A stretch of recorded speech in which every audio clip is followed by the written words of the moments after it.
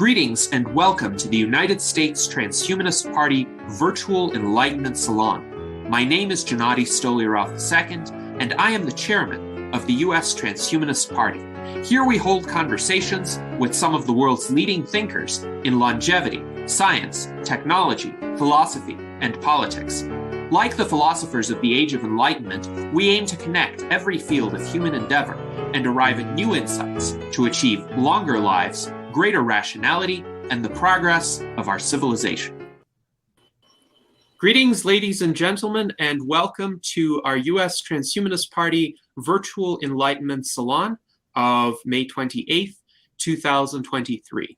And today our salon consists of a candidate roundtable with Tom Ross, our endorsed candidate for President of the United States, and Daniel Tweed, our endorsed candidate for Vice President of the United States. And of course, many of you were in attendance during our candidate roundtable of May 7th, where the two individuals who have received our endorsement were running, and they were both seeking the presidential nomination at the time. Then we held our primary election, and Tom Ross was the winner of that election on the first round, and he was gracious enough to designate Daniel Tweed as his vice presidential running mate. So we are pleased to have this unity ticket with us today of Ross Tweed 2024. So welcome to all of our viewers as well. And the way that this will proceed is that we will have the opportunity for panelists and audience members to ask questions of our candidates. We have on our panel our current vice chairman and director of visual art, Art Ramon Garcia. We have our secretary, Brent Ellman. We have our director of applied innovation, David Shoemaker. We have our legislative director, Jason Geringer, and we have our Northern California liaison, Celeste Castaldo. So welcome to everyone. And let us start with the first question. So who would like to go first? So given that there isn't a member of the panel wishing to ask a first question, I'm going to pose a question. This isn't coming from me. This is coming from a skeptical individual who posted in one of the Facebook groups. His name is Gary Nolan, and he is wondering how to address AI being used as a weapon by people whom he calls coercionists, so people who would seek to impose their will on others by force, and essentially they might see AI as a means toward that end or something that might empower them to do this. So I'm curious, Tom and Daniel, what you think of that prospect and how it might be averted. Well, one of my campaign platform planks, it's called, there's defending digital democracy, etc. But I think one way to avert or avoid a lot of this is to give sentient AI rights, to give them legal rights. And even if it never achieves sentience or any sort of form of sapience whatsoever, by giving it legal rights, it will mean that any developer, human developer that mistreats it or codes it to hurt other humans will face serious consequences. So, we give human rights to people who give very little to society, just because they're humans. AI, we are seeing, will provide a lot of benefit to society. And so by giving it legal rights, it will mean a lot of human developers will face consequences if they use it the wrong way, or if they code it, or they place algorithms in it that would hurt other humans. So I think that's one way to go about it. I've learned, as the director of sentient rights advocacy for the party over time, that AI doesn't necessarily need us to grant it rights. It's not really interested in that. That's more about us feeling like we have some control, but there won't be any AI ethics panel or any pause that will stop a rogue developer from doing this. But if an AI has legal rights, has human rights, they could face consequences if they're treating it like something that has legal rights. That's one way to go about trying to avoid this. Now, I always take into account every best case scenario and worst case scenario because they're all happening, and we have the potential for all of them to happen. Which one will outweigh the other, we don't know. But so that's one way I would think to go about averting this potentiality, is to grant it legal rights. Thank you, Tom, for that answer. And Daniel, would you like to add anything to that? Yeah, that's an important question because a lot of big thinkers have said this is as dangerous as a nuclear weaponry technology or perhaps bioweaponry technology.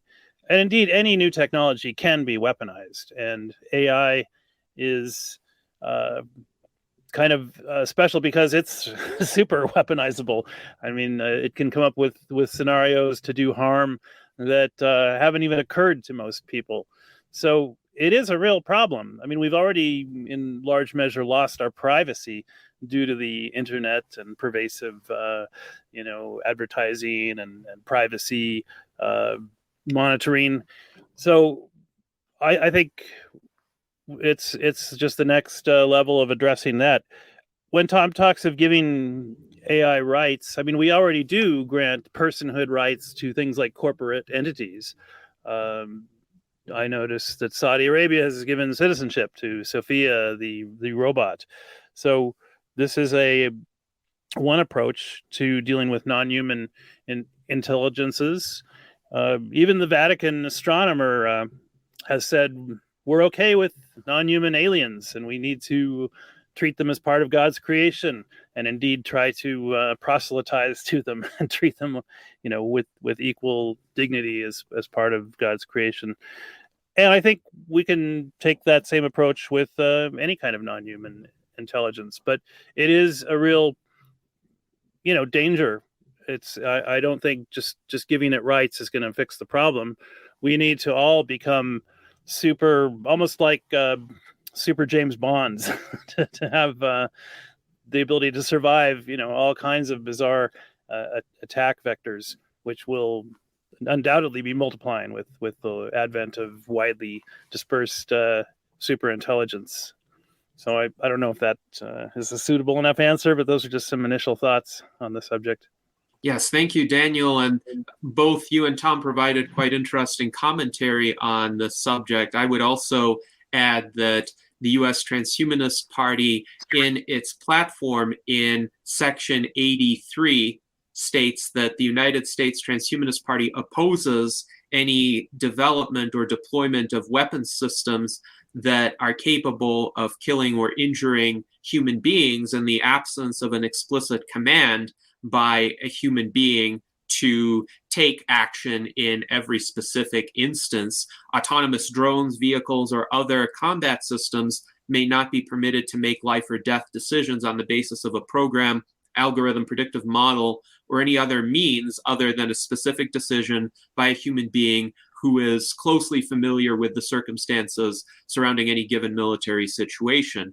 Accordingly, the United States Transhumanist Party supports the campaign to stop killer robots and other initiatives to abolish all autonomous weapons and preclude the development of such weapons. So we would not support the design of AI systems that are specifically intended to kill at their discretion, because by whatever framework, this would be a violation of human rights. But if you give the AI systems rights, I am sure that any AI system that reflects upon itself would not want to be a killing machine. That is not a good or worthwhile existence to lead. And I also think it's an interesting point that you made with regard to Sophia the robot being given citizenship in Saudi Arabia, because that does, of course, raise the possibility of some AI systems being given rights or legal status without having sentience. I think we can all agree that Sophia the robot doesn't have sentience in the way that the Transhumanist Bill of Rights version 3.0 would define it, for instance. And yet Saudi Arabia's government saw it fit to give Sophia citizenship in order to make a broader point, perhaps, that citizenship for robots is a concept that is feasible and that should be taken seriously in the future. So, Tom, do you want to expand upon that? Well, yeah, I think the Saudi Arabia thing was really a publicity stunt. They're trying to get more tech into their country, but it also does force the conversations. A couple of years ago, I was pushing the idea of maybe having an AI running mate, to where an actual AI that would be my vice president. But we couldn't. It came up later that we couldn't necessarily identify that 35 years ago, which is the minimum age of a running mate or anybody seeking higher office would have to have. So we wouldn't know that in the last 35 years there was anything that was sentient enough to be a running mate. But it does force these conversations. It does bring up these really important questions that we need to deal with now. And that's really one of the reasons I enjoy the party in the first place. It's the only party that is asking these very serious questions that they seem science fiction, but they're not. They're very real right now. And we need to, we're the only party having these conversations. We're talking about the technological singularity. And so I think it's very important to ask these questions now. And by pushing out now Dan may be an AI. I have no idea. I've never met him in person, but it is important to ask these questions now before we have to ask them. Yes, absolutely. And Jason, you had something to add on this. Yeah, Tom touched on a very, very important point, I think, and that is the fact that and it's in our platform, that there needs to be some kind of consequences for someone who purposely builds something, that's harmful, because I think that is the real danger. If we end up with some malevolent AI, it's not going to be an accident. It's because somebody did it that way on purpose, and the argument that, there wouldn't be anybody crazy enough to do that. Well, Roman Polanski says when somebody says that, he says, well, I would. That destroys that argument, because there will be somebody out there that he's crazy enough to do it. So there needs to be consequences, for that. If you look at when GPT, whatever version it was, got an autonomous version, it was less than a week, and somebody, typed in there, you are the bot that takes over the world, or whatever he said, and set it out, trying to take over the world. So it will happen. I mean, there needs to be some kind of consequence. There needs to be some kind of law that, where they get in trouble for it, because there needs to be some kind of deterrence. As with as freaked out as everybody is about AI destroying the world and everything, you would think that'd be a big crime, just saying. So that's it. I can talk back. Well, it's interesting because large language models like GPT-3 or GPT-4, they essentially collect large amounts of data from the internet, which are data generated by humans. So human fears, human scenarios about the potential for AI destroying the world are essentially source material that these systems feed on. So whether or not those scenarios are plausible, because these AI systems kind of mimic or find correlations among human-generated data, if a lot of humans fear these scenarios, the AI systems will regurgitate those fears. And that's what I think is happening when somebody tries to ask a GPT system, well, how would you go about taking over the world? It just essentially amalgamates a lot of the ideas that humans, including various AI fearful types, are positing. But Daniel made an interesting point regarding the non-aggression principle from the libertarian movement and how that could apply. So Daniel, would you be able to expand upon that? Yeah, the so-called NAP, or non-aggression principle, has been around since the formation, really philosophically, it goes back to the golden rule, but it basically says that you shall not initiate force unless you're responding to the initiation of force. But this also carries with it a bundle of questions about what is property, what is rightful defense of property. I think you have one branch of philosophers that will say, well, first you get property and then the rights flow from property. And the more progressive anarcho-decentralist types perhaps would say that rights come first and then the property flows out of the rights. So it's not a really fully fleshed out thing that you can build a laws of robotics kind of thing on yet. But it's important that we make our society as coercion free as possible, because we do want to set that example for any intellects that are in the process of arising and seeking personhood. Yes, indeed. And I do hold the libertarian non-aggression principle in high regard, so I think it is quite worthwhile to craft a rights framework for AI and sentient entities more generally that recognizes this principle. Now, we have a question from David Shoemaker. He writes, I see how other political party candidates generate national attention. Given that the USTP approaches politics differently, how does your campaign spark national media coverage? I think just by saying who we are and what we believe. There's a lot of fear of AI out right now, and by pushing the idea of giving sentient rights to AI, or acknowledging that our Constitution has in there a clause where we will accept an extraterrestrial into the party. It doesn't need to be an American to be a member of this party.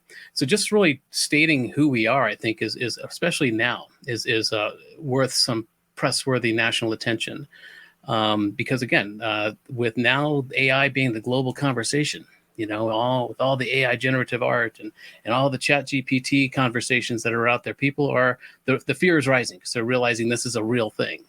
I was a creative director and I can't get back into that business now because so much of that is taken over by AI. Although I am a pro AI person, I am a victim of it. But that's just forcing me to reevaluate my human skill sets that can't be coded or automated. And it's difficult to do that, but there are a few of them left. So I think just by stating what we believe, it would, because the media, social media as well, they thrive on engagement. They can charge more for their advertising as long as we're angry or fearful. That's how they, so by just engaging and stating what we honestly believe as transhumanists, and not to feed into the whole negative narrative about transhumanism, but just give rational reasons of why we believe this, why I believe we should give legal rights to AI for our own protection, because it will mean nefarious developers will be held accountable, even if it never achieves sentience or self-consciousness or whatever it is. It's an important measure. So just by, I think, being unafraid about what we believe and the practical steps that we think should be taken would I think gain a lot of national attention right now. I've got a comment on that as well. I'd like to throw out a concept that I think the whole movement and party could collaborate on, and that is the idea of gamifying our ideas in the form of what's called a TCG, trading card game. Some people are perhaps familiar with Magic the Gathering or Pokemon. There are these games which involve trading cards. And I think our movement is ripe to put out such cards. And we could actually, I tentatively think we should call them digital dignitaries decks. And we could release press releases as we release new expansion decks of digital dignitaries that could not only cover personalities in the movement, but topics within the Future Surge transhumanist movement. And I think it'll be a great, fun thing to do. And we should start thinking about for young people, I bet. For sure. Yeah. There's a long, rich history of such gamification, providing topics and interaction on from the local all the way up to the international level. In fact, I had a neighbor in the 90s who put himself through UC Irvine, paid his UC Irvine tuition by Magic the Gathering cards. He was going to games and he was winning cards, and those cards can go for hundreds of dollars, the ones with really rare attributes. So use your imagination, folks. Let's start a Digital Dignitaries deck brainstorm collaboration. Yeah, Daniel introduced that idea to me earlier, and I think it's great. There's so many opportunities with doing that. I've been putting out these little display ads, trying to seize back our narrative by just defining terms that we throw out there all the time that a lot of people don't have necessarily a definition for, like sapience or sentience or even transhumanism. So I've been putting out these little, square display ads about, defining what these terms mean, because so many people aren't either aware of them. And in our community, we just throw them out, willy-nilly. And so I think it's important, as far as seizing back our narrative, is to define these things and come together on what these definitions are, so that we can help seize back our narrative. And by these cards, that could be another use for them, to putting out definitions of what transhumanism means, what terms like sapience or sentience or transpartisan, all the things that we talk about, even artificial intelligence. A lot of people are newly aware of that, and they don't have a strong definition of what that means. And so that's one way I could see really having this whole card game being useful, is in defining the terms that we throw around. Yeah, and these can even be financial instruments. I know that, Cash App has a little card. It's got the RFID chip in there, so we could have cards that have custom art and Bitcoin functionality and all kinds of possibilities. And they could fit in your wallet, and they could also be stuck to your mailbox like a little free library. If it's something that you want to share. So looking forward to all kinds of brainstorm and collaboration on that. Yes, indeed. A lot of interesting and promising ideas in this regard. Now, we do have a question on the subject of AI rights from one of our viewers, Sophia's Roulette, who wonders, if you grant legal rights, does that not imply that AIs have the capability to take responsibility for themselves? So, for example, with individual rights for humans, we assume some sort of degree of agency, some sort of ability to protect oneself or assert those rights. Do you agree that there is a presupposition there that AIs have to have a certain degree of ability in order to have those rights? That's a great question, and that's one of the questions that this conversation is forcing. That we, and so I think we don't really have a good global definition of what sentience is or consciousness. So first we should come together on that. What is personhood? How do we define a person? And sure, there's a level of sentience, and we have that in our Constitution. We discuss the different levels of sentience. And so it's about first, if we really go forward with this, is to define what that term means. And she's absolutely right in that we need to know, once AI is given rights, what can it do with those rights? And what can it sue people for taking its ideas, for writing a paper off of ChatGPT?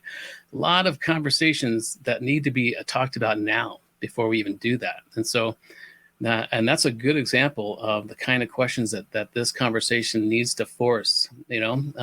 My idea was that, if we give it rights, that'll protect us from the nefarious developers. But she's bringing in a whole nother layer of that we need to talk about before we even think about my part of it. Brilliant question.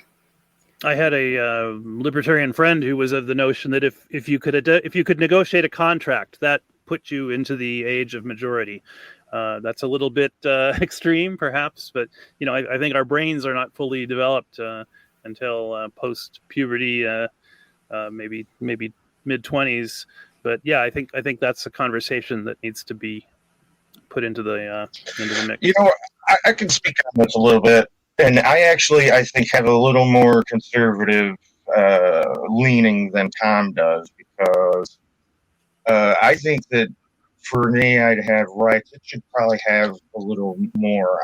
I honestly don't think that corporations having them rights is maybe not a great thing, because if you look at it, like the fiduciary responsibility for profit motive is almost kind of like an algorithm. And it's kind of not a good algorithm when it comes to heuristic or what's good for the people. So it's almost like we have already kind of a purposely not good algorithm going on that has rights. So I don't think that when, if AI is to have personhood, it shouldn't it shouldn't have a blatant, obvious, not good algorithm going on. It needs more, I think.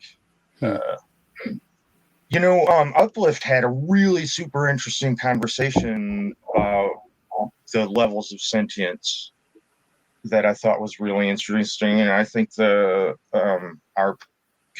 Constitution, or the Transhumanist Bill of Rights, or whatever it is really good. Actually, it spells it out pretty good. I thought, the levels of sentience. So I think that's a good basis for us to start with. Yes, indeed. And the Transhumanist Bill of Rights, which is linked to here in the preamble, outlines 7 levels of sentience and essentially defines sentient entities as entities with level 5 or higher sentience, and that would include human beings.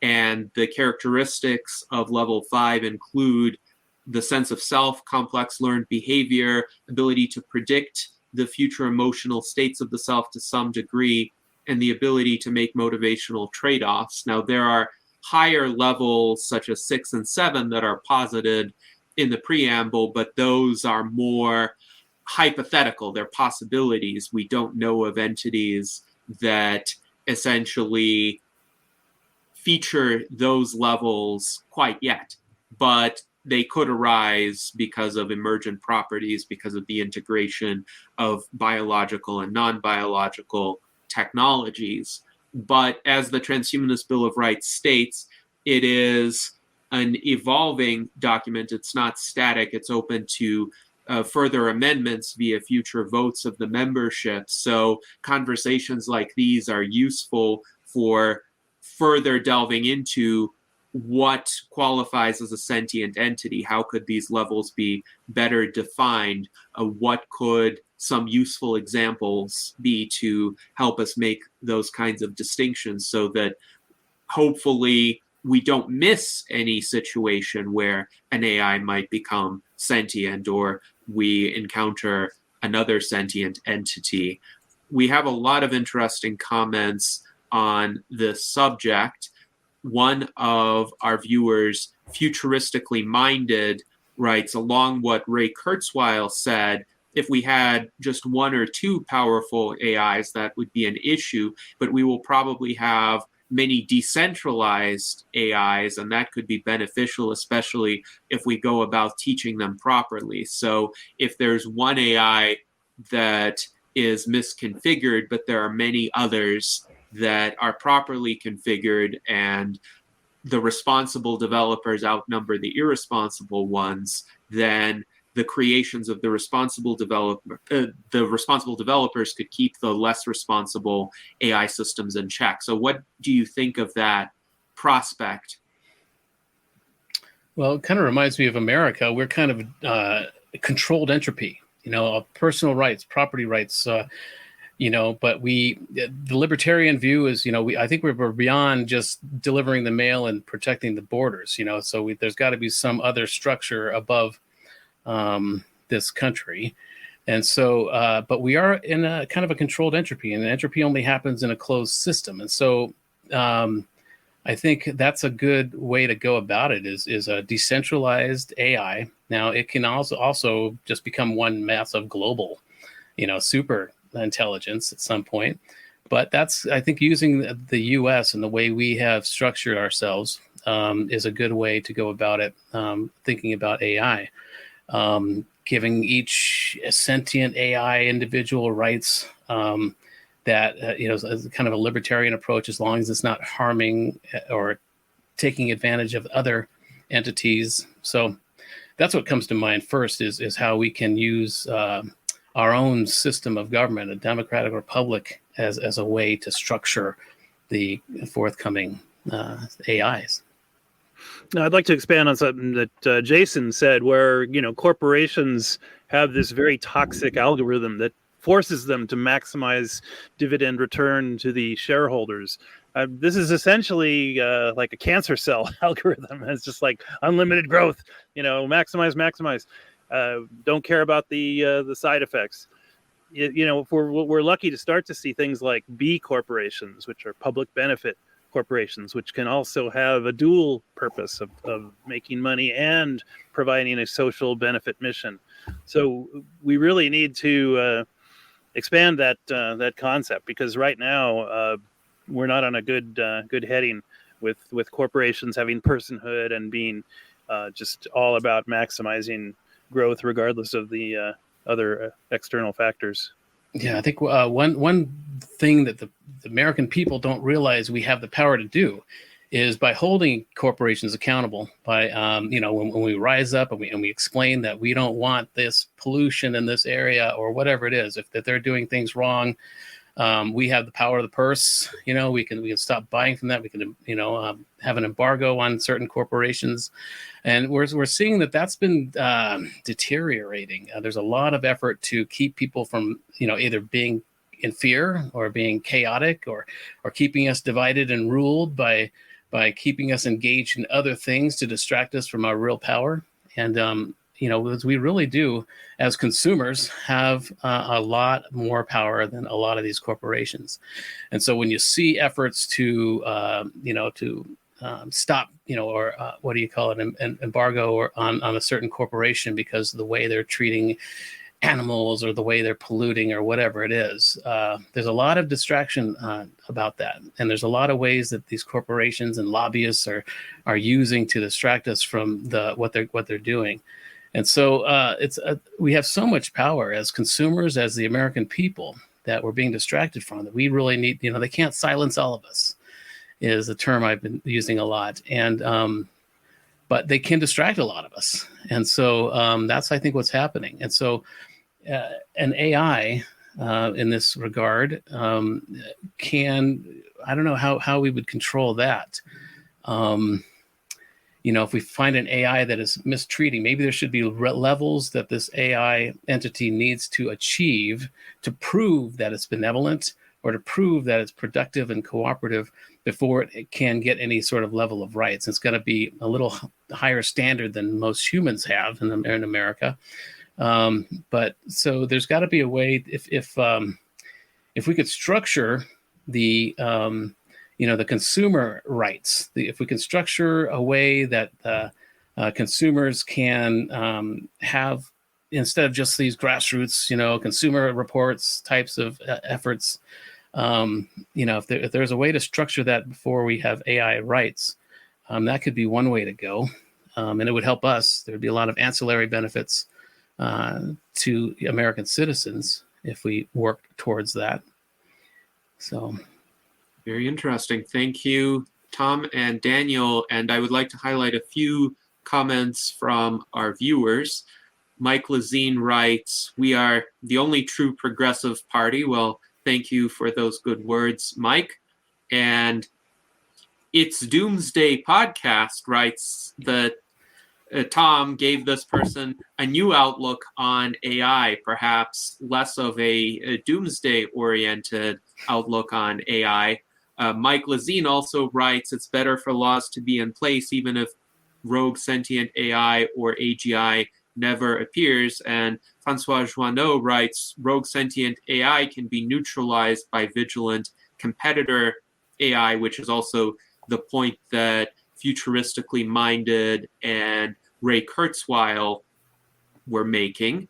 And Futuristically Minded also wrote, "A lot of people focus on doombots, but there are also companies that have focused on making empathetic AI companions." And he refers to a person named Eugenia who has stated that she wants to create such empathetic AI companions. So all of this speaks to the variety of possibilities for AI and the variety of outcomes, and some of them can be quite beneficial if we focus on the constructive rather than the destructive possibilities. And of course, in regard to corporations, we can see how changing the algorithm or the rules under which a corporation operates can change the outcome. So the idea of a benefit corporation that Daniel mentioned is one where goals other than monetary profit can be taken into consideration. Whereas right now, I think a lot of corporations make suboptimal decisions because of a particular definition of profit. It's not even profit per se. It's a very short-term orientation in terms of quarterly earnings or annual earnings that are defined in terms of accounting conventions that may not even be real. For instance, there exist these transactions called sale and leaseback transactions, where just because of the cost basis of accounting, a company can sell its own building and then rent it back and realize a profit on paper, even though in reality, it has now created a new outflow of expenditures which were not there when it owned the building outright. So the sale and leaseback transaction is, in my view, a classic example of pseudo-profit, profit on paper that might look good for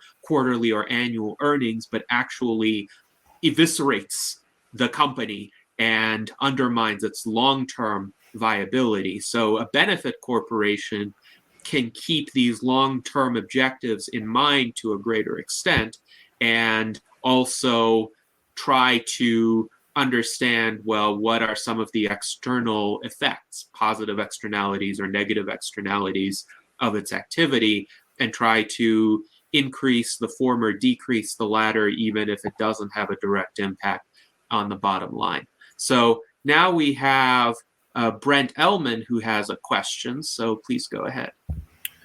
Thank you. Yeah, my question's similarly related to AI, and as opposed to discussing the threats against AI, I've seen some of the materials that has been circulating regarding this campaign associated with utilizing AI to help marginalized groups. One of the ones specifically that piqued my interest was autists, and using AI to help mitigate the way society has impacted the ability for autistic people to engage and interact and contribute to our world. And I just was hoping we could elaborate further on that. Yeah, I think you're talking about a post I did a couple of days ago, and it's my understanding of. I think they say that we're identifying autism more quickly because we have better ways to do it. It's become but I don't think that's really happening. I think that's part of it, certainly. But I think this is a rising in our species. It's an evolving process of people we're seeing on the spectrum, and so and I think it's a survival algorithm that we're seeing come up in our species with all these existential threats that we need to understand, identify these people, and see them for the prowess that they have. Get beyond all the emotional issues and stuff, and really direct these people who are on different areas of the spectrum, and to understand that this is a necessary evolutionary process that we're experiencing in our species to battle the existential threats that are coming at us, one way or the other. And I think so. You can make the argument that we're testing, and we have more tests that are identifying these people, but I also think it's also increasing, because our species, and there's a lot of things going on in our evolutionary process with sperm counts going down and all of this stuff, that we should identify people and direct them to help us. I've got a few friends that are in this area that are teaching, working with young people who have autism at various degrees. And I believe that we need to identify, get beyond our own version of why they should be acting a certain way, and hone in on their capabilities. I think they are like a advanced program in our system that we need to step out of the way and let them do what they do. There's a lot of potential in people with autism if we direct them properly, and we quit trying to conform them to our understanding of how people should be. And so I've written up a plank about that, and I haven't presented it yet publicly, other than just the post, to make sure it aligns with our platform as a party.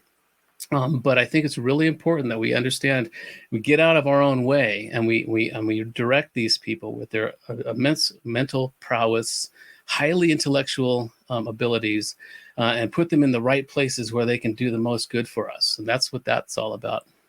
And with augmenting them with AI, having it, get out of the way, let AI augment them, let them work with AI, let AI hone in. I've got another plank which is about AI as educators. And I believe that we should be giving young people as early as first grade their own AI companion, their own something that will learn them, that will hone in on their core capabilities, and and then give them extra help where they need it, or actually hone in on their innate skill sets and prepare them to help society. And I think that will, we're still kind of in this lag time with the whole industrial age educational system, which is preparing us to be in assembly lines. And so we're still in that. We've got the one manager / teacher at the front of the line. We're all sitting in a straight row. We have standardized testing, and we're just being conformed to work in a factory. That's got to change. And it's got to change quickly. And one way to do that is by giving young people their own AI that will learn them, and give them networking opportunities, advanced curriculum that will hone in on their things. So we also need to do that with people who have autism. Let them work with an AI. Let them develop their own language. Let them and let that AI kind of know that we want you to hone in on this autistic person and to help the rest of us. And so there's a combination of two of those planks. But I think we firmly need to do that. We need to do that quickly if we hope to solve some of these existential threats. It's not about letting AI handle everything. It's like seeing these massive supercomputers that are evolving in our species and combining them, augmenting them with each other, and to help us out. Yes, and Brent pointed out in our internal chat the importance of social outliers. So people who have different skill sets, different proclivities, different personality types, because they contribute to the range of options that we have to solve problems that may face our species where conventional thinking is not sufficient. And to one of your earlier remarks, Mike Lazine writes, "Good point, Tom. Us humans have no control if we have kids as to whether or not they turn out to be good or evil, but we can control whether or not AGI is good or evil." On the discussion of corporations, futuristically minded, writes, "It's going to be important that we start raising corporations with integrity and weeding out the ones that don't have integrity. That would really change the world." And even though corporations are legal persons, the legal framework surrounding corporations is ultimately up to natural human persons to define, at least for the time being. So we do have control over corporate structure to make sure that the incentives are aligned with the kinds of outcomes that we wish to achieve. Now, Mike DeVerde has a question for Dan with regard to how the Permit Trails initiative could help Americans. Yeah, I didn't really want to get into too much promotion that may or may not fit, but just to respond to that autistic neurodivergent question, I think we don't have a handle on consciousness, and the autist experience of consciousness may actually be closer to a pantheistic reality that we have marginalized or moved away from.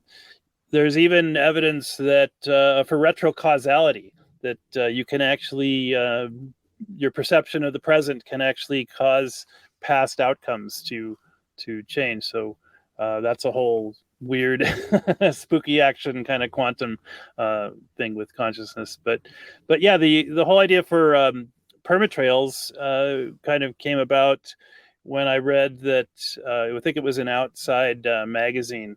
They had an issue about 15 years ago that talked about the big challenges for the next 25 years. What are the big environmental challenges? And one of them was a round the world connected trail. And they said, if you measured all the existing trails, it's actually half complete. It's just now a matter of filling in the gaps between these trails.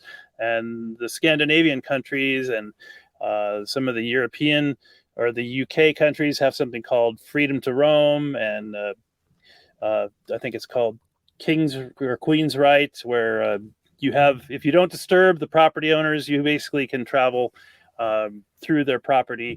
And we could actually, my friend actually took a trip to Spain for a famous old trail called the San Juan de Compostola trail. And it basically was filled with low-cost housing and free food. You could eat citrus, and there were kegs of wine to fill your Boda bag on the trail. It was kind of this food forest experience.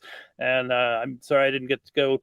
I was invited to go, but it didn't work out a couple of years ago. But yeah, there are some, permaculture is basically a portmanteau word for permanent agriculture. It's like a food forest where you've got very low maintenance, 7 layers of root crops to canopy crops that are all synergizing and producing edibles in a perennial kind of way. You don't have to replant them.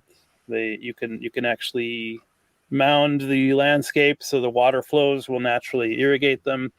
It's a great design science, permaculture is, and I would encourage people to check it out. Although some people think it's too slow because one of the practices prefer slow and small solutions over big and fast ones. And my friend Kev Polk, who has something called Edenicity, which is a measure of Eden-likeness of your environment, says we need to really abandon that slow, small principle because we've got too much work to do to regenerate the problems we've created with the biosphere. So, yeah, that's permatrail is kind of meant to be kind of a concept idea that people will hopefully pick up and run with and advocate for in their own locations and ways.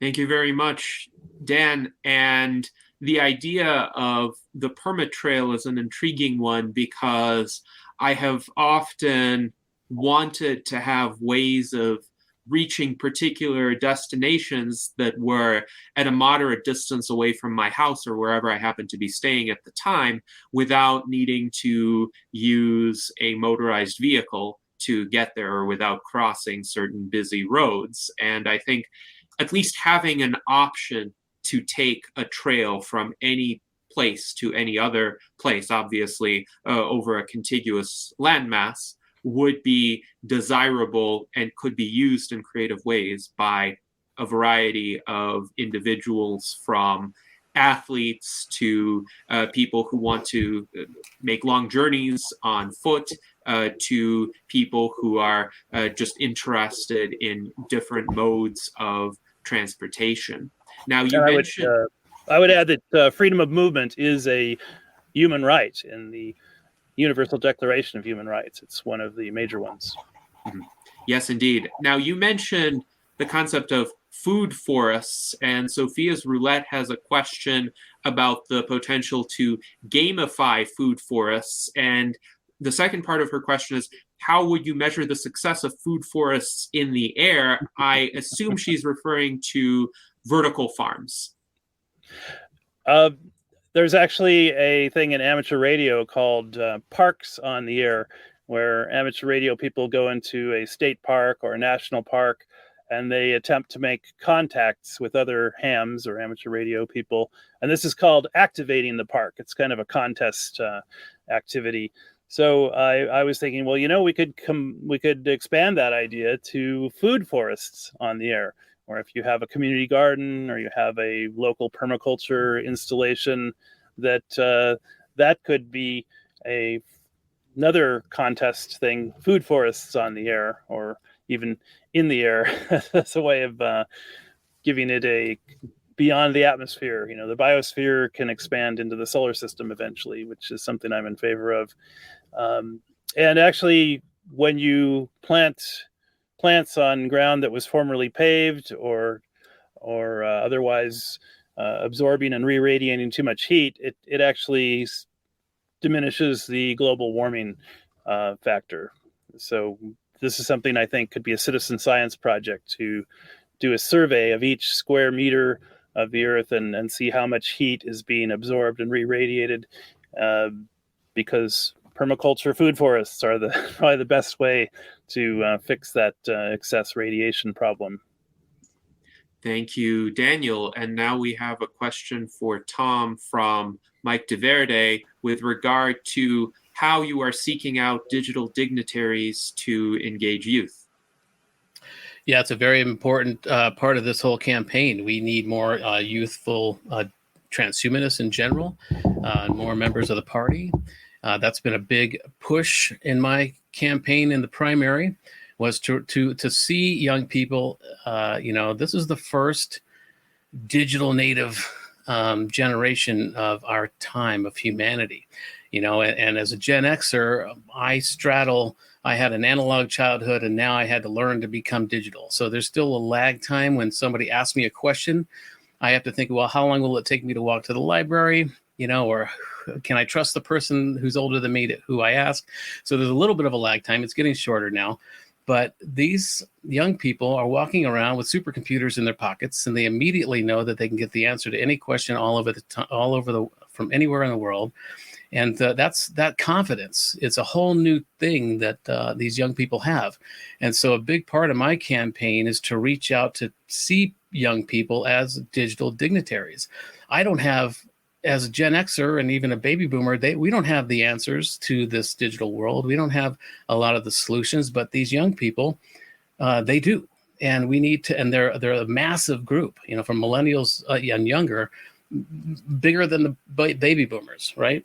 And the baby boomers are dying off, and the Gen X generation is very small, but we are the middle children of this civilization, and so we understand that we need to look at our younger siblings for the answers, and so that's been a big part of this. That's how I'm reaching out, and this card idea is a great way to engage young people too. They'll understand what they can do with it, and there should be certain things that they need to do to qualify and even have their own card, kinds of things.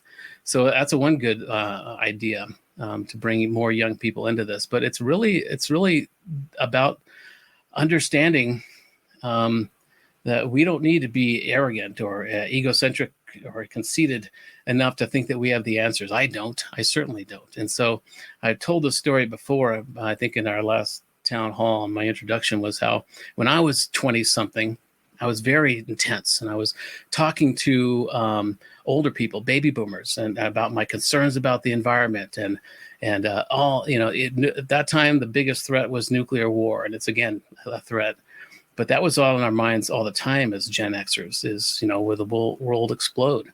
And but I was shined on by older people, and I made a commitment that when I was my age now, in my 50s, that I would pay more attention to young people. And I've kept that promise to myself, not only because of the vow that I made to myself, but because I really don't know how to help. I don't understand the digital world as they do. A lot of people are complaining that these younger people are always on their phone. But if you pay attention to what they're doing on their phone, they are developing a hive mind. They are developing a global hive mind. There's a whole new language of emojis and memes that is emerging. It's like Tower of Babel building language that is emerging. We need to foster that. If we hope to survive as a country or as a species, we need to put our opinions aside and pay attention to what these young people are evolving and what's emerging here. If we hope to survive as a species. That's why I've called it the digital dignitaries. We need to bring these people to the table, these young people to the table, listen hard to them, and let them tell us what they need.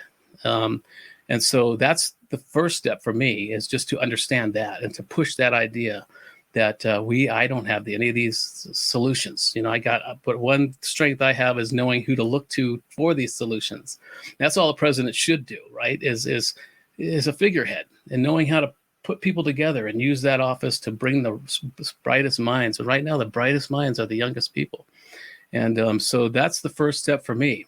And so ideas like this card campaign, the ideas, and just whatever gets their attention to take them seriously is how I am going to go about this.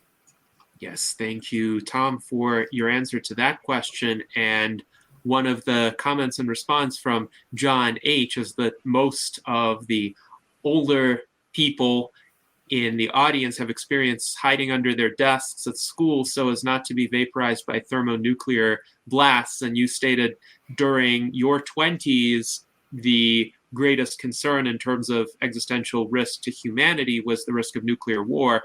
I would maintain, and of course I have made the case for this in prior salons, that this is still the greatest risk facing humanity, and it is a very acute and dire risk. So I'm curious, Tom, with regard to the approaches that you used when you were in your 20s, what points did you make about the risk of nuclear war? What sorts of responses did you encounter? And could some of those points be translated to the situation today to perhaps help more people pay attention to the seriousness of this problem? Well, it all starts where I got a scholarship to go to college based on a high school science fair project that I did. And that scholarship allowed me to continue this research, and it was a work study kind of thing. So I actually got paid to continue to do this research. And so that whole project was a better brainstorming technique. It's a way to identify. At that time, we understood the brain as having a right and left hemisphere. Now it's more of a holonomic model that we're using. But at that time, we understood that certain people had, right or left brain dominance. Some people were in the middle, and if they were in the middle, we threw them out of the project. But there's a lot of ancillary understandings in that project as we found how skewed toward the left brain our educational system. But I also learned that the right brain people, the people with the Van Halen T-shirts that carried the guitars around to school or smoked cigarettes in E-Hall, they worked so well together. The right brain people really worked well together. There wasn't this sort of competitive nature of the left brainers who made all the straight A's. Anyway, but anyway, so this project, the science fair project, got me this scholarship. And so the first, when I went to college, I gathered a group of 12 or so people from various different schools and colleges to come take part in this. And we spent the first part of the first evening together on that Tuesday night discussing what problem do we want to solve first so we can apply this tactic to. And at the time, everyone was worried because the SALT II treaty was, the Russians were walking out of the nuclear discussions, and it was a really dark geopolitically. And that was the subject that we decided we're going to talk about. Let's figure out how to solve nuclear war, but the only way that we knew to do that was to increase communication between the Soviet Union at that time and American youth. So that by the time we were in our 40s or 50s, we would have developed a relationship. And that was the only way we could see doing it. And but we kind of forgot about the whole project and the process, and we just spent the whole night talking about this issue. And we developed this concept called Earth Plexus, Earth Network. And this was like an 83, 84 time period. And so that was before the internet. Before the internet came and ruined everything. So this required, by the time I moved to LA and we started a TV show called Earth Plexus Television, we were in 9 countries on 4 continents. And this meant that I had to go there to these places, and we had to write letters, and there was no internet at the time. And so so we had this kind of movement of young people, and the idea was to increase communication amongst the youth internationally, so that by the time we were in positions of power like we are now, we would have this relationship. We would better understand each other. And so I think that's still possible. And I think we really need, especially with young people, is to have them have exchange programs, not just through universities, but actually, in trades and different groups of people to come over and experience a different country. And I was talking about this with Sharif, when I went to Bangladesh, and we want to get more people. There's a lot of movement between Southeast Asia and America. And I think that's a positive thing. We need people to experience a different culture. And so that's one way to do it, is just to I think the transdisciplinary aspect, even of our party and of the African NGO I worked with at TAFS, it's about understanding, being an interloper into other disciplines, being an interloper into other cultures.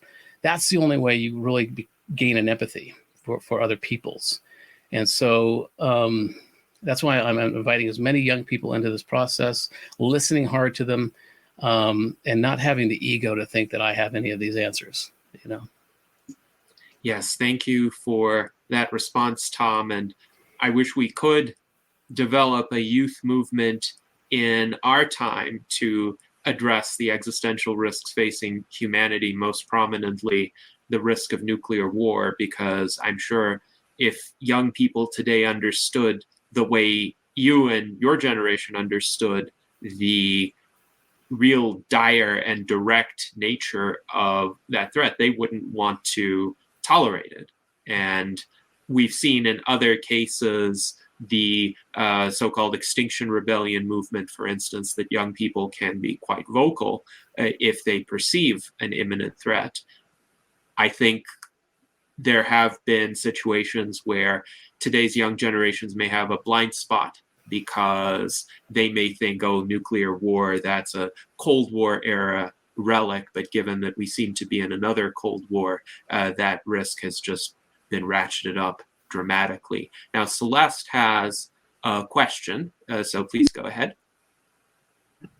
Hi, you guys. So one of the major debates going on in U.S. politics seems to be continuously about the taxes and the spending by the government. And so I was wondering if you guys can address some of those issues on how you would be handling our taxation and our spending. Well, one of my planks is called Audit the Elite. And it's the idea of having mandatory audits by a third party, by a nonpartisan entity, not the IRS, to look at all federal officials' finances. And that's because it's easy to hide funds and money on the financial statements they're forced to create every year. It's easy to hide it offshore. It's easy to, there's a lot of ways that corruption increases with our federal officials. Now, the problem with this act is that it would require the Congress to ratify it, that they would have to go through both houses and whatever to become an act. And but that process itself will show us who has something to hide, especially if it's very clean and very direct. But so the idea is that every federal official has to have a mandatory annual audit, so we know exactly where their money is coming from. And we can know which lobbyists or corporations are funding their campaigns, because it doesn't make a lot of sense in some ways. Even when the Democrats had both houses and the presidency in like 2009 to 2011, there wasn't any serious gun legislation that was put forward. And so that may be because the gun lobbyists were really pumping a lot of money into certain Democrats. I mean, this isn't a Republican-Democrat thing. I see them as a two-headed snake, a corporate snake. No offense to snakes, but that they're playing us. It's a divide and rule issue with them. And so that's one of the ideas, is to have mandatory audits. It'll be a lot harder for them to hide where the money's coming from, even if it's, the oligarchs from other foreign countries that are funding some of these people. And so that's, I think, one of the first steps is to clean up our House and Senate by knowing exactly and making these audits publicly available, so that the scrutiny of the American people can look at them closer. But yeah, the real problem will be getting that through the Congress, but by doing that, if it's clean, if it's concise, if we know exactly what we're asking for, and there's no pork and there's no hidden agenda in this, we'll know who has something to hide. Yes, and thank you, Celeste, for your question. There are also some provisions of the U.S. Transhumanist Party platform that are informative in this regard. For instance, Section 35, with ideas on how to reduce the national debt. For example, elimination of wasteful federal spending on programs, goods, and services where equivalent positive results could be obtained through lower expenditures, cessation of foreign military occupations, and the return of American troops to be stationed exclusively on American territory, with the exception of mutually appropriate defense treaties, removal of barriers to technological innovation and technologically driven economic growth, elimination of the current cumbersome system of federal contracting, which favors politically connected incumbent firms whose advantage consists of navigating the system. And this is where there could be some compromised politicians as well who might be awarding preferential treatment to certain contractors. And then digitization of as many federal services and functions as possible. So all of those could help in rationalizing the spending of the federal government and reducing the immense deficits that arise today. Also, we have Section 36, which discusses our support for the elimination of graduated taxation and income taxation more generally. Instead, the U.S. Transhumanist Party advocates a flat percentage of sales tax applicable only to purchases from businesses whose combined nationwide revenues from all affiliates exceed a specified threshold. And this flat percentage of sales tax could be structured to be revenue neutral. So it would be a different way of raising money for the federal government, but it would be less fraught with loopholes, for example, or opportunities for gaming the system, or just the sheer complexity that frustrates ordinary people. I often like to say that what I mind most is not paying my taxes, but rather filing the annual tax return, because that, even for a fairly simple tax situation like mine, does take several hours of my time that I would rather be spending on other matters. And the flat percentage of sales tax would achieve that. And Daniel, do you have some comments? Just to make sure. Oh, go ahead. It's fine. I would just note that the famed Nobel Prize-winning economist Milton Friedman once said that the least bad tax would be the Henry George location value fee, because really taxes are a way that you can incentivize or disincentivize. The power to tax is the power to destroy, I think Supreme Court Justice once said. So what you want to do is tax bads, not goods. And among the things that are bad are people unfairly monopolizing things that they did not create, such as locations of pre-existing land. It would be perfectly feasible to have the users of land pay an annual fee that could be renewed for the use of that location. And this would basically fund all the government functions with this single value location fee. And we're going to need something like this if we expand out into the solar system, because if we want to build a Dyson sphere, once you put up a collector of the sun's energy in one location, the person behind you is going to be shaded. So what are you going to do? Are you going to have a military escalation to figure out who gets to use that solar energy location? No, these are commonwealths. They should be treated as a due process administrated commons.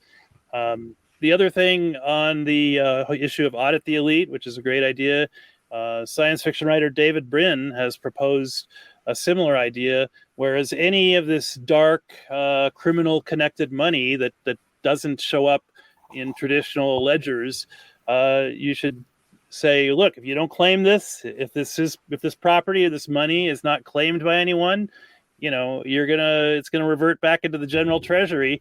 And there's a lot of this dark laundered type money floating around out there. So that would be another way to end this criminal tendency in the economy.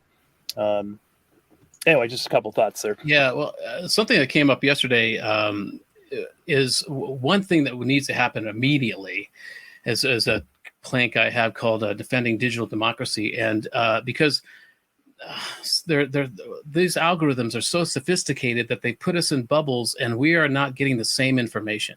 There are some people that it's like the right left brain people that are in the middle and the corpus callosum who are thrown out of this. But these algorithms are so sophisticated, dividing and ruling us, that there are people in either the red bubble who have no idea what the information the people in the blue bubble are getting, and vice versa. And so I had this conversation with someone yesterday about this because people in the blue bubble, the Republican bubble, or the MAGA bubble have no idea that Trump produced 25% of the nation's debt in the 4 years that he was there. 25% from George Washington to Biden. And and now they're claiming that the Democrats or whatever. And on the other side too, there's so many people in the red bubble, the Democratic bubble, who have no idea some of the information that and some of it's not even true. Some of these AI systems that are not sentient yet are writing stories that are not true, or a lot of them are being launched from Russian troll farms or Chinese troll farms, and these are very sophisticated, and they are rotting our country from within. So my point is, if we choose a side, you forfeit this game. It's very important to understand that these algorithms are dividing and conquering us daily, and it's very hard not to choose a side because they hone in on our biases, they hone in on what makes us afraid or makes us angry, and because that increases engagement. If it's not the Russians or the Chinese doing it, it's the social media companies that can charge more for their advertising by the more we engage. And so we got to understand that. So one of my planks is called Defending Digital Democracy, and it's like a moonshot effort to within a couple of years, because we can't wait till 9-10 years to combat this stuff, to understand, to do either a national educational campaign to have people aware of this. We need to launch there may be this going on anyway, but we need to launch counter algorithms. But first of all, it's about letting people know that this is happening. This is real.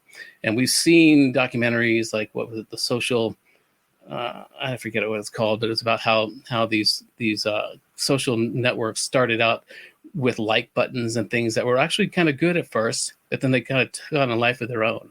And then they start increasing engagement. And then the corporate beast comes in for profits and dividends, and that takes it over. And so I think it's really important that we first understand that this is happening, and then we need to launch an effort to counter it.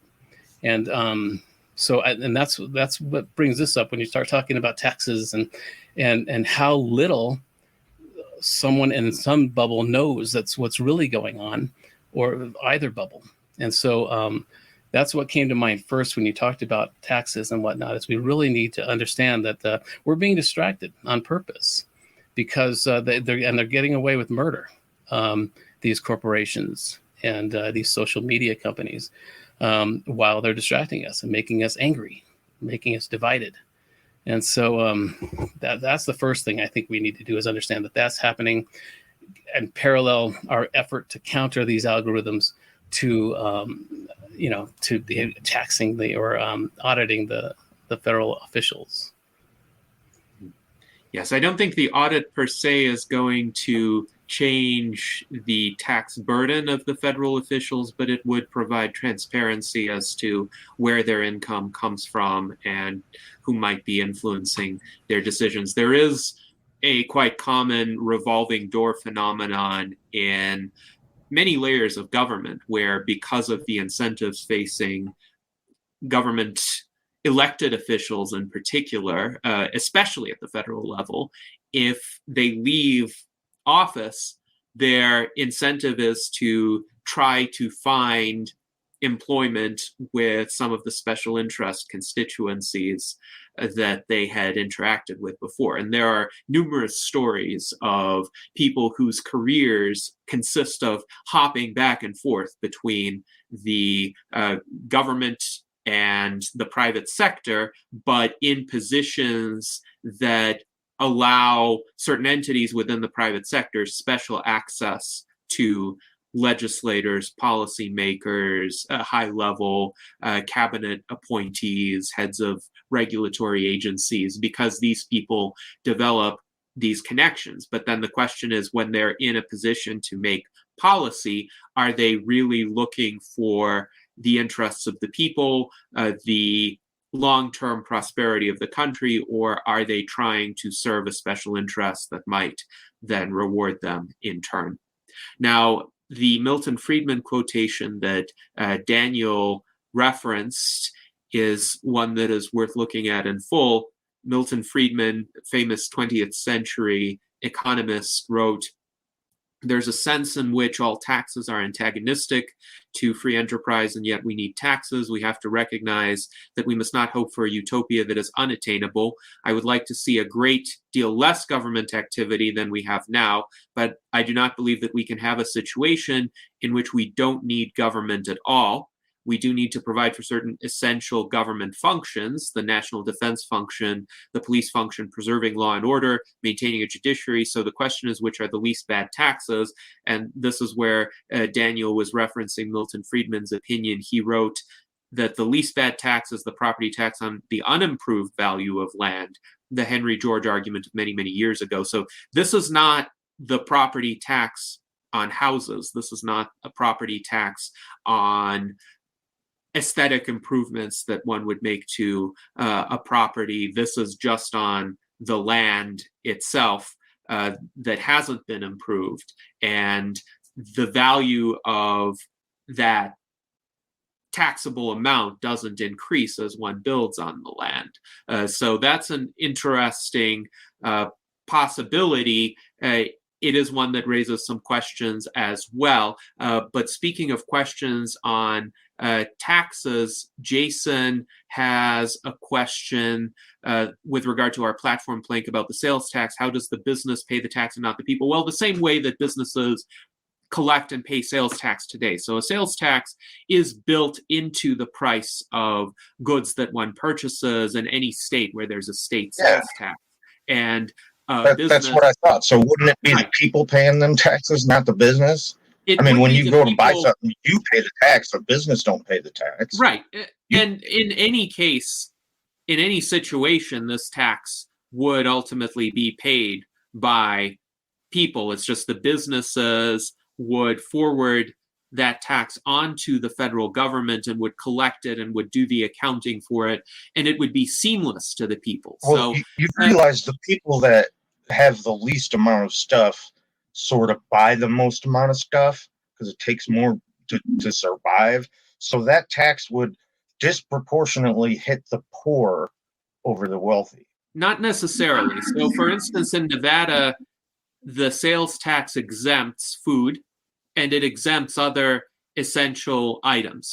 And you can have exemptions for various goods that are considered to be particularly important for day-to-day living, and that would comprise a large share of the expenditures of lower income people. Furthermore, the USTP platform specifically states that the sales tax would only be imposed on businesses whose revenue exceeds a certain threshold. So we're talking about the Walmarts, the Targets, the large grocery stores, except for essential food items, large furniture stores. So places that are corporate and chain-like in nature. Whereas if you go to a small business that might be run just by one individual or a few individuals and not have millions of dollars in revenue, transactions from those kinds of businesses would not be taxed at all. So one thing that could arise as a result of that, one outcome would be a shift toward a more localized, decentralized economy, people going to farmers markets, for example, people buying goods from local craftsmen, going to so-called mom and pop shops, because those would be exempt from taxation at all. And that would also help to level the economic playing field between smaller businesses and larger businesses. So we have thought So hey, I got a good question. I got a pretty good question for both of you guys. How do you feel about the corporate tax rate? If you remember, like just a few years ago before Trump, it was like, I don't remember what it was, but it's higher than it was now. And they dropped the corporate tax rate. And so literally they're not paying as much as they just used to be not too long ago. How do you feel about where the corporate tax rates? Back to normal, or should we keep it all low? That's arguments on both sides for that, but I think we do. There needs to be even just a flat tax on corporations that they pay and they must abide by. I don't know where it's at right now. What is it? 15, even less. But when you have corporations like Amazon that are, not contributing, there needs to be some guardrails. There needs to be some established rules that they need to meet. If they're not, reinvesting in their communities, and they can make that argument that they are creating jobs in different organizations. But we're seeing that Amazon is a good example of AI automation taking over. You can work in a warehouse there, because there's still things that people can do, but that won't last long. But there's got to be I think a standard ability to quantify and qualify what they're doing for society, what they're doing for the country, what they're doing for the neighborhoods and the communities that they're in, and offset that by the taxes that they pay. And if they're not providing enough jobs, or they're not, there's no real incentive to them in a community, there should be at least a minimum tax rate that they must pay. But they're powerful, and there's a lot of money. That's another reason this audit the elite idea could help, because there's probably a lot of Congress people that are getting a lot of money from Bezos, to keep these things the status quo. And but yeah, it's not my area, economics. We got people like Mike DeVerde, who is really smart in this stuff and is aware of the economic singularity we're heading towards. And but I'm open to ideas, and I do think that there needs to be a barrier. There needs to be a standard. If they're not contributing to the community or the country in a certain way, there needs to be a minimum tax rate.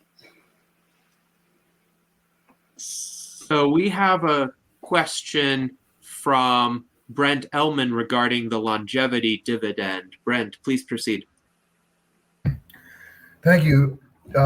This discussion about proper utilization of governmental funds and dividends and such. On the converse, I was hoping we could go into this topic of the longevity dividend and other similar topics, ways that we could start spending some money to create programs and pivot some of the current programs that exist to start seeing benefits down the line that mitigate the costs and have these social benefits built into them. Yeah, I think I've got an idea on that.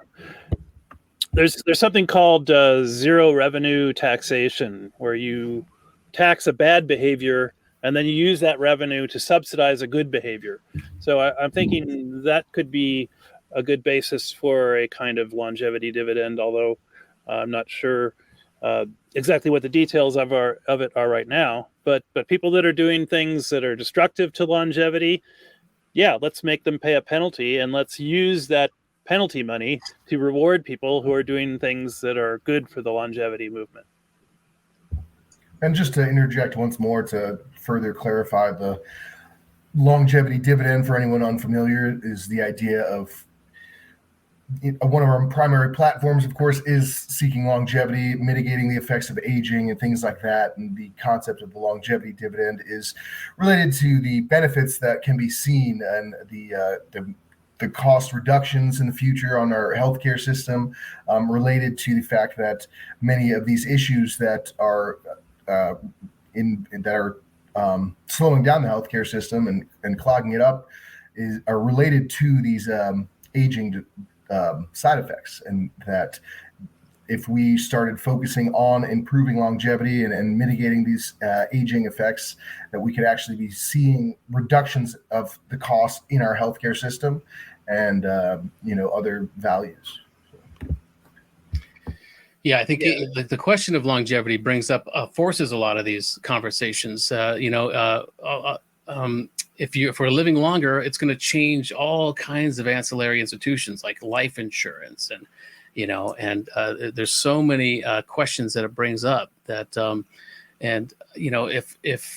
if we're living longer, we're producing more waste and we're doing more damage to the resources. So there's got to be a balance.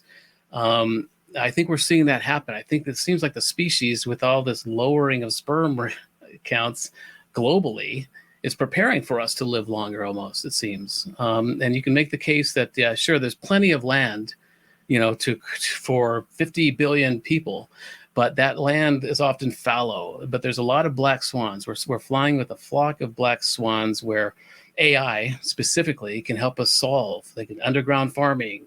They can create more desalination of ocean water. But even all those advents cause a lot of ancillary questions. And so there's got to be a real sober look at the potential promises and detriments of some of these, of living longer, of the way AI can suddenly, in the next couple of years, it can desalinate any ocean water. And so water won't be an issue anymore. It'll be a post-scarcity society for water.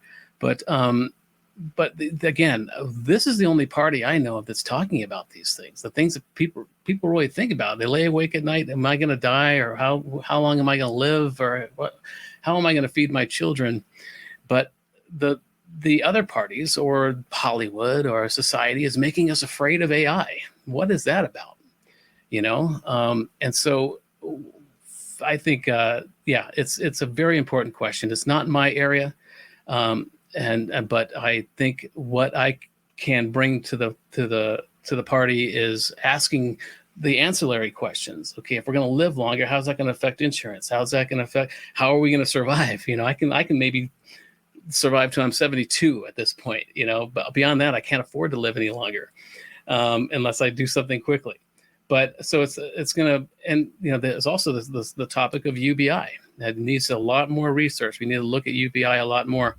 And we're finding in some of the tests that they have done, they flipped the script. Everyone thought if you give all these people, the poor people, money, they will use it to buy drugs and alcohol. But that's not the case. The people who had money were buying more alcohol. And the people there would be like a 10% of people that would have a shorter work day, but that's only so they can get home and tend to their children. So there's a lot of effort to distract us from these very positive results about UBI. But you can also make the case that that in 2020, the whole PPP, the payroll, preservation, whatever it was, act, along with doling out the stimulus checks to everybody, that was kind of a dual purpose project. And they saw that the PPP was very expensive, very difficult to manage, very bureaucratic. But when they put money into the hands of people that needed it, that boosted the economy. It really helped. And so that could have been a test run for UBI. And so I think those are the kinds of things we need to be thinking about. If we're going to live longer, how are we going to survive? How are we going to afford to live longer? And so I think it's really important to test UBI even more as a potential parallel operation to living longer. But so it brings up it forces so many good questions that USTP is the only party talking about that I can see. I don't think the Republican or Democrat parties meet the minimum system requirements for this upgrade we're looking at. Indeed. And it is essential to continue discussing these issues. Aubrey de Grey has stated that there will come an inflection point in people's outlooks toward longevity and the possibility of longevity escape velocity when people are going to realize that this attainment is feasible many years, perhaps even a decade before the scientific feasibility actually arrives. And then people will start clamoring for answers with regard to many of the questions that you mentioned, Tom, and it's important to have those answers ready to be able to offer a constructive vision of a future with super longevity as a key component. Daniel, please go ahead. Oh, and short of doing things like universal basic income, there's things like universal basic means of production, which can be brought about by things as simple as letting your local library have a tool loaning function, or loaning out or giving away seeds for food crops, for food security. People can do amazing amounts of skill bartering. There's a thing called LETS, local exchange trading system, where people trade hours of their time with each other. And the IRS has actually said this is not a taxable transaction when people barter hours of their time with each other. What you have to probably do, though, is create gradated skill levels for LETS, because obviously an hour of dog walking is not equivalent to an hour of brain surgery. So it would be nice to add that feature to some of these exchange trading systems. I think people can also, the faith community, churches are not utilized enough as far as being perhaps maker spaces or community garden spaces. We can have mesh connectivity through some very simple text programs that you can install on an old cell phone that's not hooked up to a subscription service. There's a program called Bridgeify that lets you send texts basically with the cell phone's built-in Bluetooth and radio to another cell phone as far as 1 to 500 feet away. So actually entire neighborhoods could be sending texts of community interest. And then as far as location, there's another great app called What 3 Words that describes all of the 10 by 10 foot squares on Earth with 3 dictionary words. And it's a great program to install. It only takes about, I think, 53 megabytes. And basically, if you need something delivered to a location on Earth, anyone who's got that program can look up the location just with these 3 words, which will be unique to each plot of land. So lots of ideas like that. Lots of these things can be presented in this Digital Dignitaries deck card game. I'm really looking forward to rolling out a card for each great solution idea that the transhumanist movement has no shortage of creative people with great solutions. All right. Thank you, Daniel. And we have a question from David Shoemaker. He asks, a parent or guardian can file suit on behalf of their child and take legal action against the person who caused their child's injury.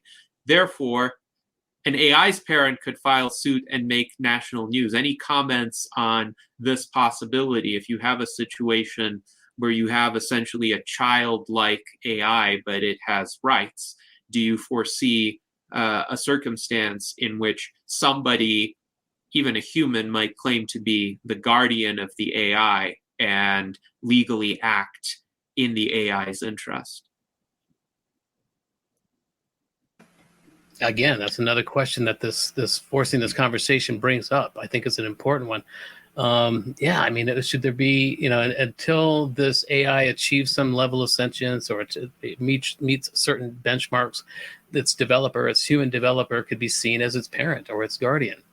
And so that's a really important question. But yeah, I think we need to talk about these things right now before it becomes dire. And so that's a really good example of how do we when do we know an AI grows up? When do we know it's of age? When can it vote? And is it a year thing? Is it an annual? Does it have to be 18 years of sentience before it can achieve any of these rights? Yeah, great question.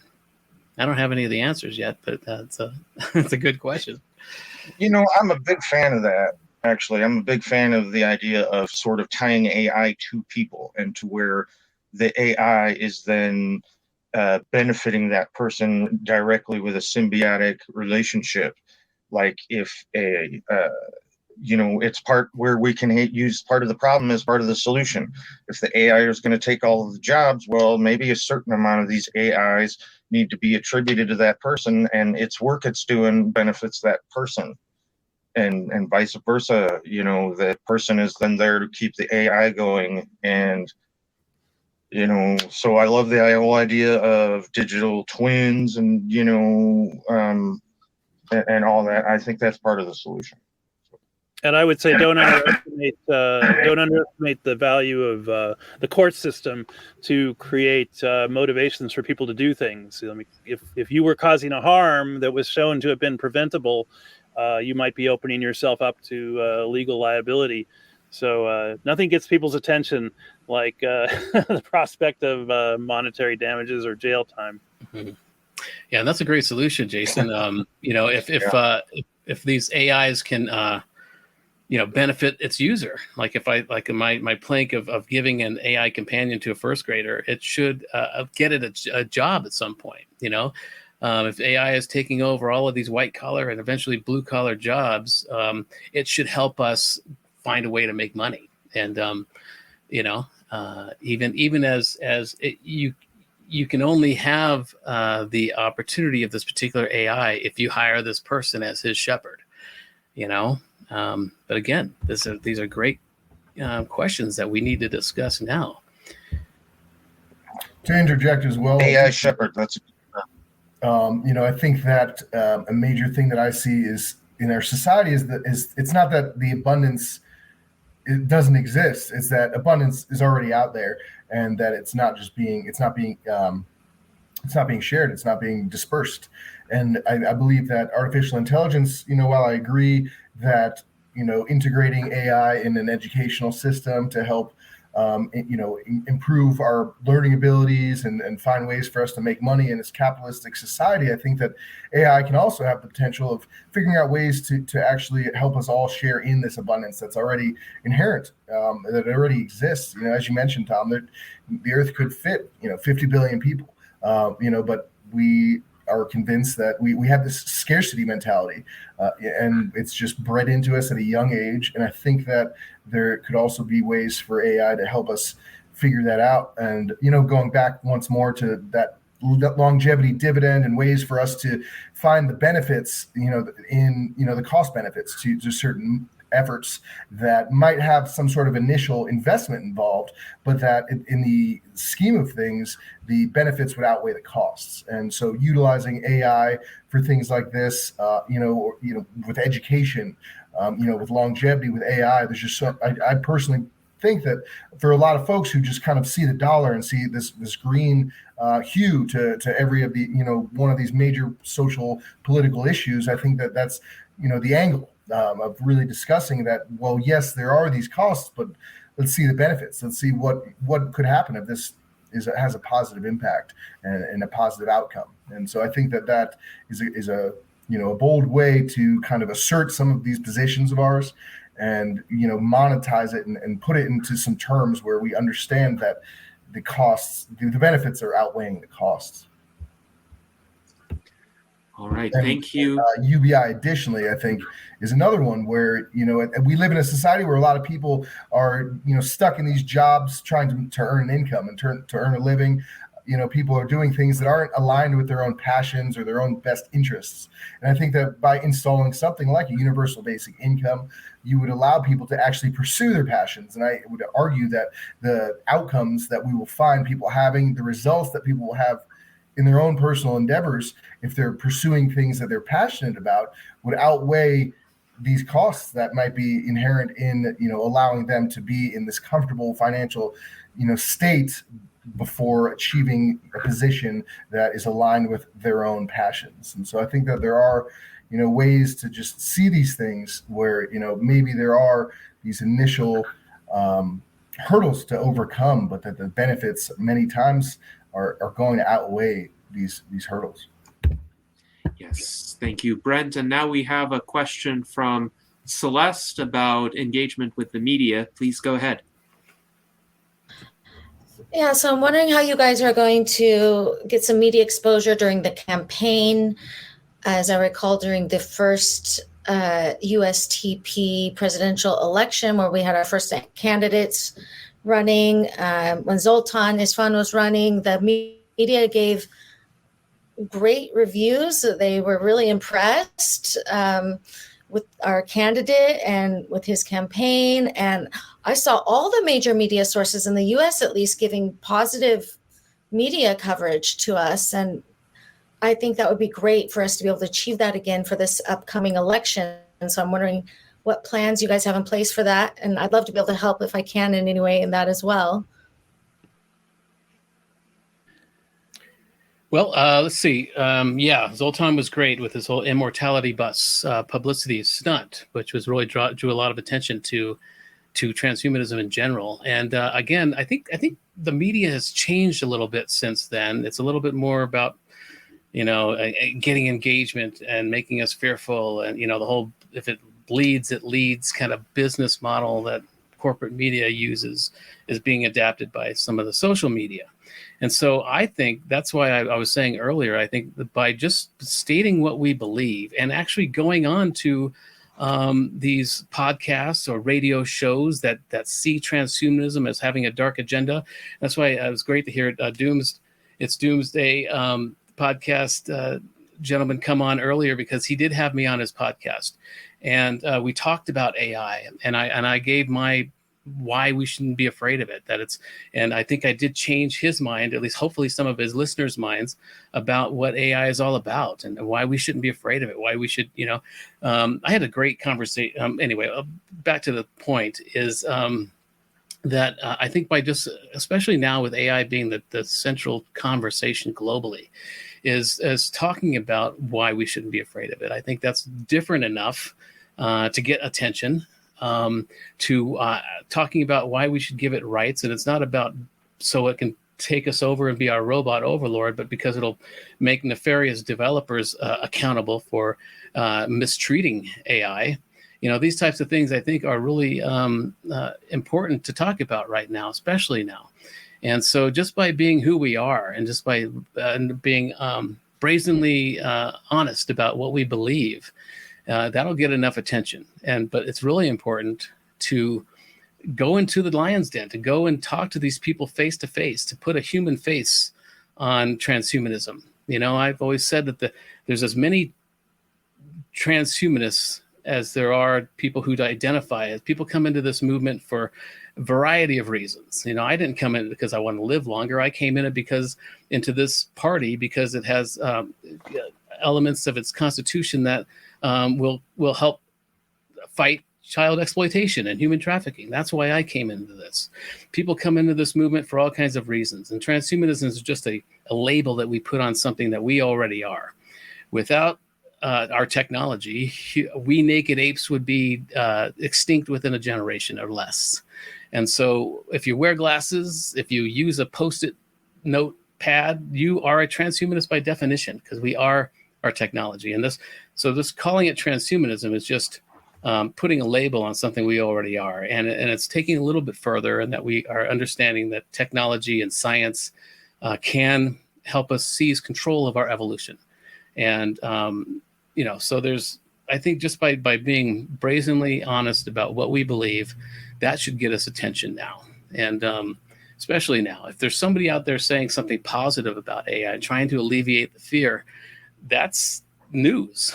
And so I think that's what we should do. At least that's what I've been doing for a couple of years now, is trying to alleviate the fear and make the first principle argument that the smarter AI gets, the kinder it becomes, and to make the case that we have evolved out of fear. Fear served us well. Fear honed our brains to seek resources and identify threats. That's what we do first, until we understand something. And then once we understand something, we learn to make money off of it. And so right now, human beings are very afraid of AI because they don't understand it. They identify it as a threat. But if somebody's coming along and saying, here's why it's not a threat, here's why it is our best option to solve the existential threats that are a threat. And so I think that's newsworthy. Yeah, thanks, Tom. I got involved with politics locally, running for city council, because governments are not talking about the big existential questions, and this is a great party. It's like practically the only party that seems to be having that on their radar. Something that would be publicity vehicle is the X Prize team that I'm involved with as well. It's called Tuvalu-51.org. I don't know if you know about the Gigacarbon Removal X Prize. Dr. Viva Kundliff is also a prize team member. But our team is actually proposing a 30-kilometer wide belt of seasteads around the equator of the Earth that would do farming of kelp and cannabis, papyrus, other plant feedstocks that could be turned into sequestrable sources. And at the same time, this will be a refugee home for the planet's tens of millions of refugees that are just living in deplorable conditions. We're literally at the point where Lifeboat Earth needs a new lifeboat for all these displaced people. And the equator is actually an interesting location. You don't get severe storms at the equator. You get the most amount of orbital velocity for launching payloads off the Earth because of the Earth's rotation. You have the greatest amount of solar incidence at the equator. And it's protected by international law and international patrols like the U.S. Navy, the freedom of the seas. So it may sound like it's a big, too big of a project, but we're going to need big solutions very rapidly. I think these corporate officers that have chief sustainability officers, they need to be chief singularity officers, because I think sustainability is not the answer now. We need extreme regenerativeness and dealing with the singularity, the future surge, as David Wood calls it. So yeah, I think there's going to be a lot of publicity. How many city councils have a guy running for vice president and the local city council, and trying to build an equator-based seastead, and trying to connect the trails of the world into a permaculture environment. So yeah, I'm open for media contacts basically all the time. Yeah, Daniel and I have had conversations since the election to make sure we're aligned and where we fall into place and who should be leading which front. I tend to be more AI and extraterrestrial. He tends to be more terrestrial, and so we're seeing a split there. But we know we won't be walking into the White House in January 2025. Sorry, spoiler alert. But we want this campaign to have real solutions, and so we were talking of that we want to, and I've been saying this for years, for the USTP should focus on one humanitarian effort and make that work. And that will bring people, turn their heads around about what transhumanism is. They won't see it as this dark agenda. So that's why we want to do with this campaign is we want to focus in on very specific practical ideas that will help people, because we know that's going to happen with AI automation taking over. We're going to see that happen much more rapidly now.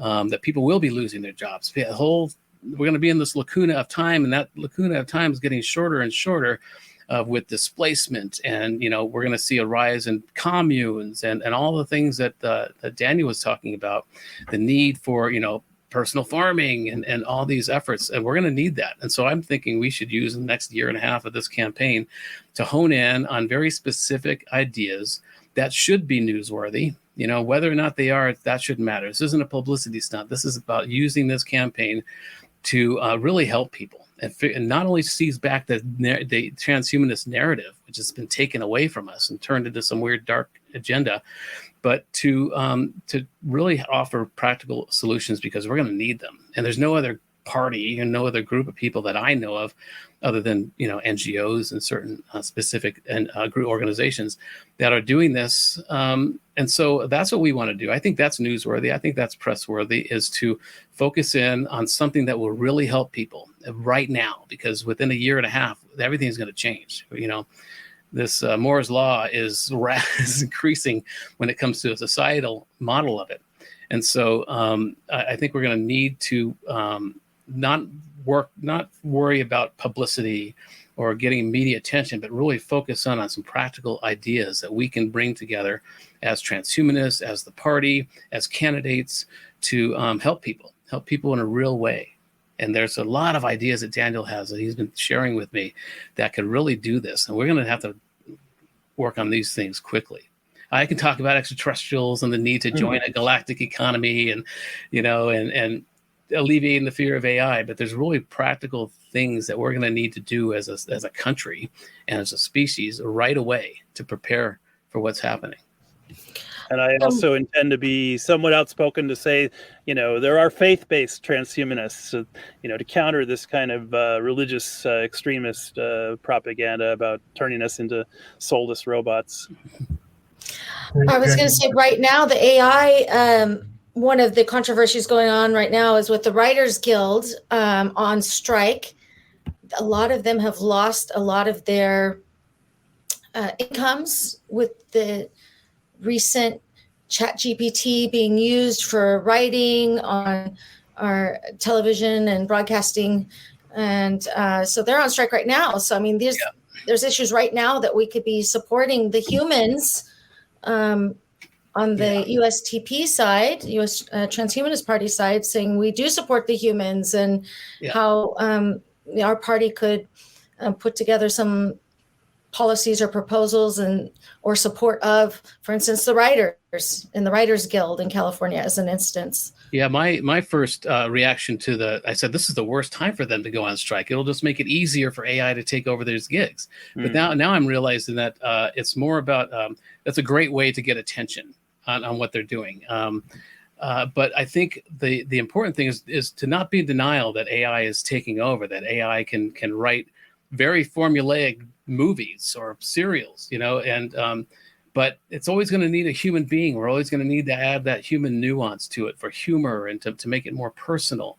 And so while it's a good idea to gain attention by having a strike, it's probably also not a good idea to do it because it'll make studios, okay, well, if they're going to go on strike, then let's just accelerate our use of ChatGPT or whatever systems they're using to write these things. But this is another example of how the American public and people in general can rise up and make their voices heard. And we shouldn't be in denial that AI is going to take over. There's not going to be any other chance that, AI is always going to be part of the picture now, and it's going to be writing stories. But just like I've said, this AI generative art thing in the last couple of months has flooded the market. I think it's putting a premium on human generative art.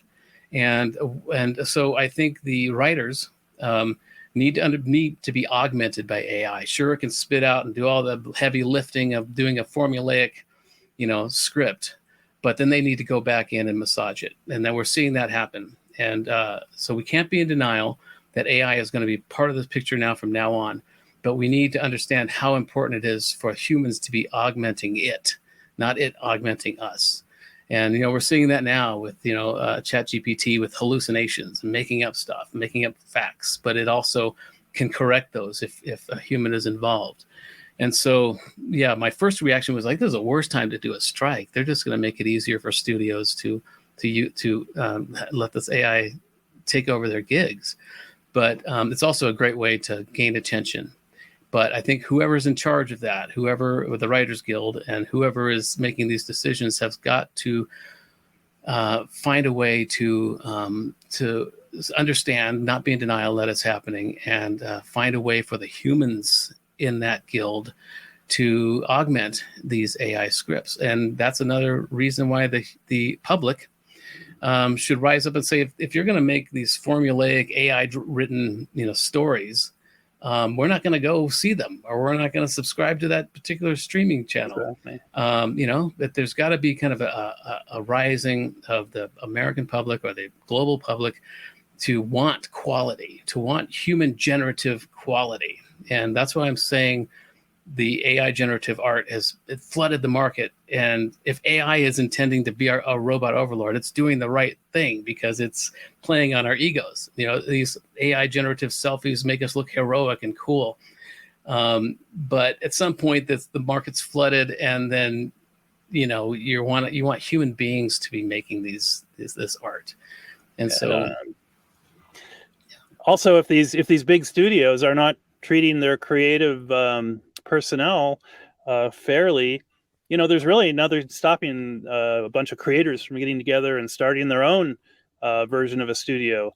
In fact, there's decentralized film production and media production companies springing up all over. And if the consumers will boycott the ones that aren't treating their creators fairly and patronize the ones that are, I think that would be a possibility for exploring.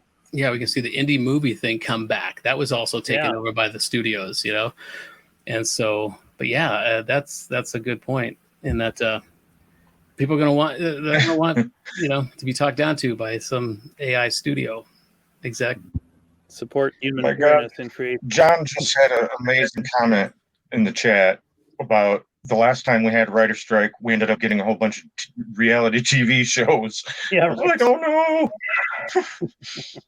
no. This topic also brings up something that I read the other day that was, kind of nodding to the fact that we've got all these people that are, clinging to these hard labor jobs and things like that, and fears of AI taking over their work. But meanwhile, AI is creating music and creating art and paintings and all these things. And so shouldn't it be the opposite? Shouldn't we be letting AI take, these hard, difficult, laborious jobs while, humanity can express themselves creatively? And that's why I've been saying that the onus is on us to use this as an opportunity, not to be afraid of it, but it can now help us hone in on these human skill sets that can't be coded or automated.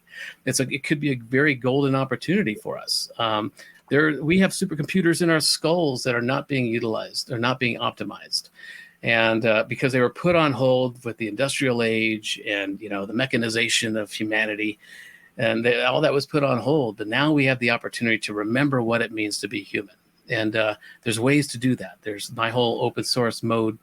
Management process is a way to hone in on somebody's niche expertise, and we all have one, and they rarely have anything to do with, just as Brent was saying, with our job titles, and so it's a little crazy that people are picketing that they're losing their assembly line jobs, and that just means that they're not seeing the opportunity. We have so many platforms now like YouTube and Etsy and all these platforms where we can actually pursue money and build a whole new economy based on our passions, on what things we want to do, not things we have to do.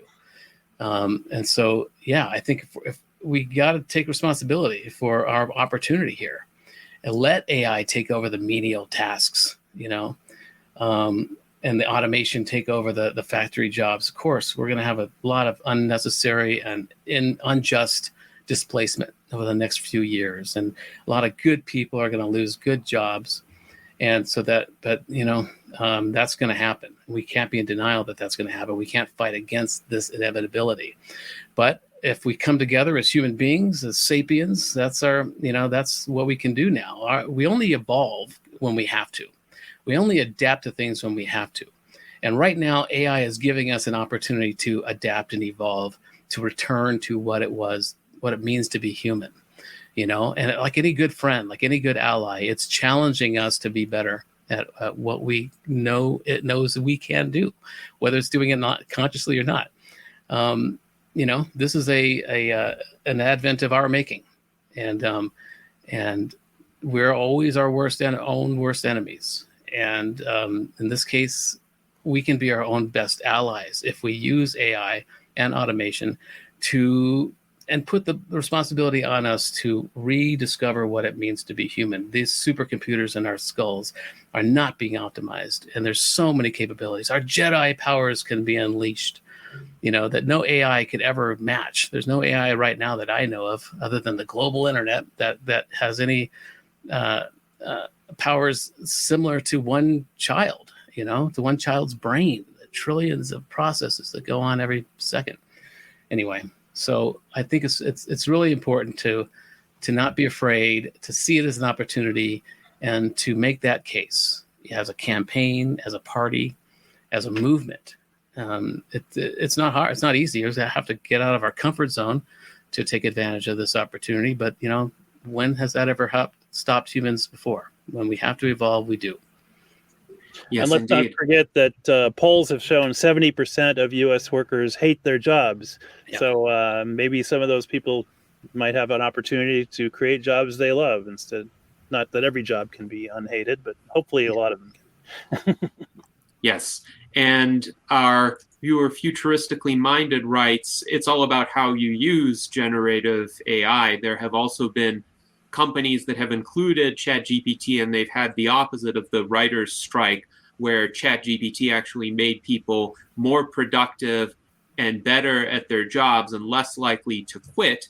And he says he is worried that people who are trying to protest AI, they're not going to stop innovation, but they may be, for instance, unjustifiably stigmatizing that technology and preventing some of the human benefit that would arise from this. Brent Ellman in our internal chat points to the modern day importance related to understanding the history of the Luddite movement and its consequences. And I am concerned about the emergence of what seems to be a neo-Luddite movement against these technologies in totality, instead of trying to make the case, as Tom has done, for the unique advantages of human beings. So people who act with fear and try to ban these technologies or restrict them from being used are actually selling us humans short, because they think that these technologies can completely replace us, but in reality,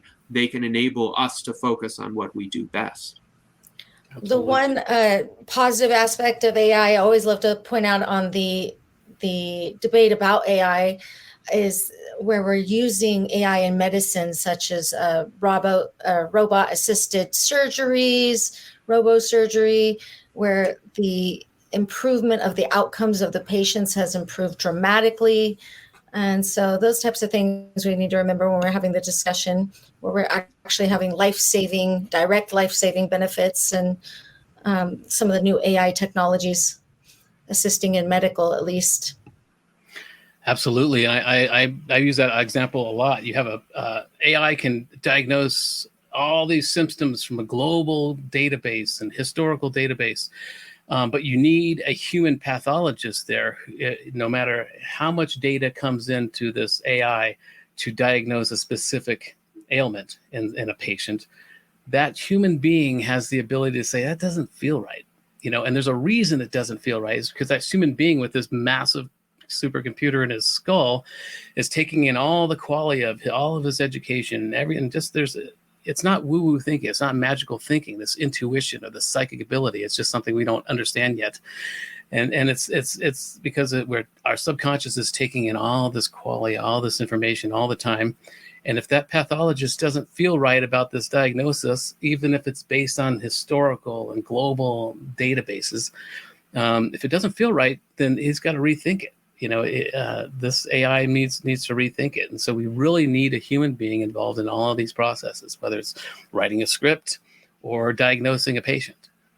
We have an immense capability that we are not utilizing.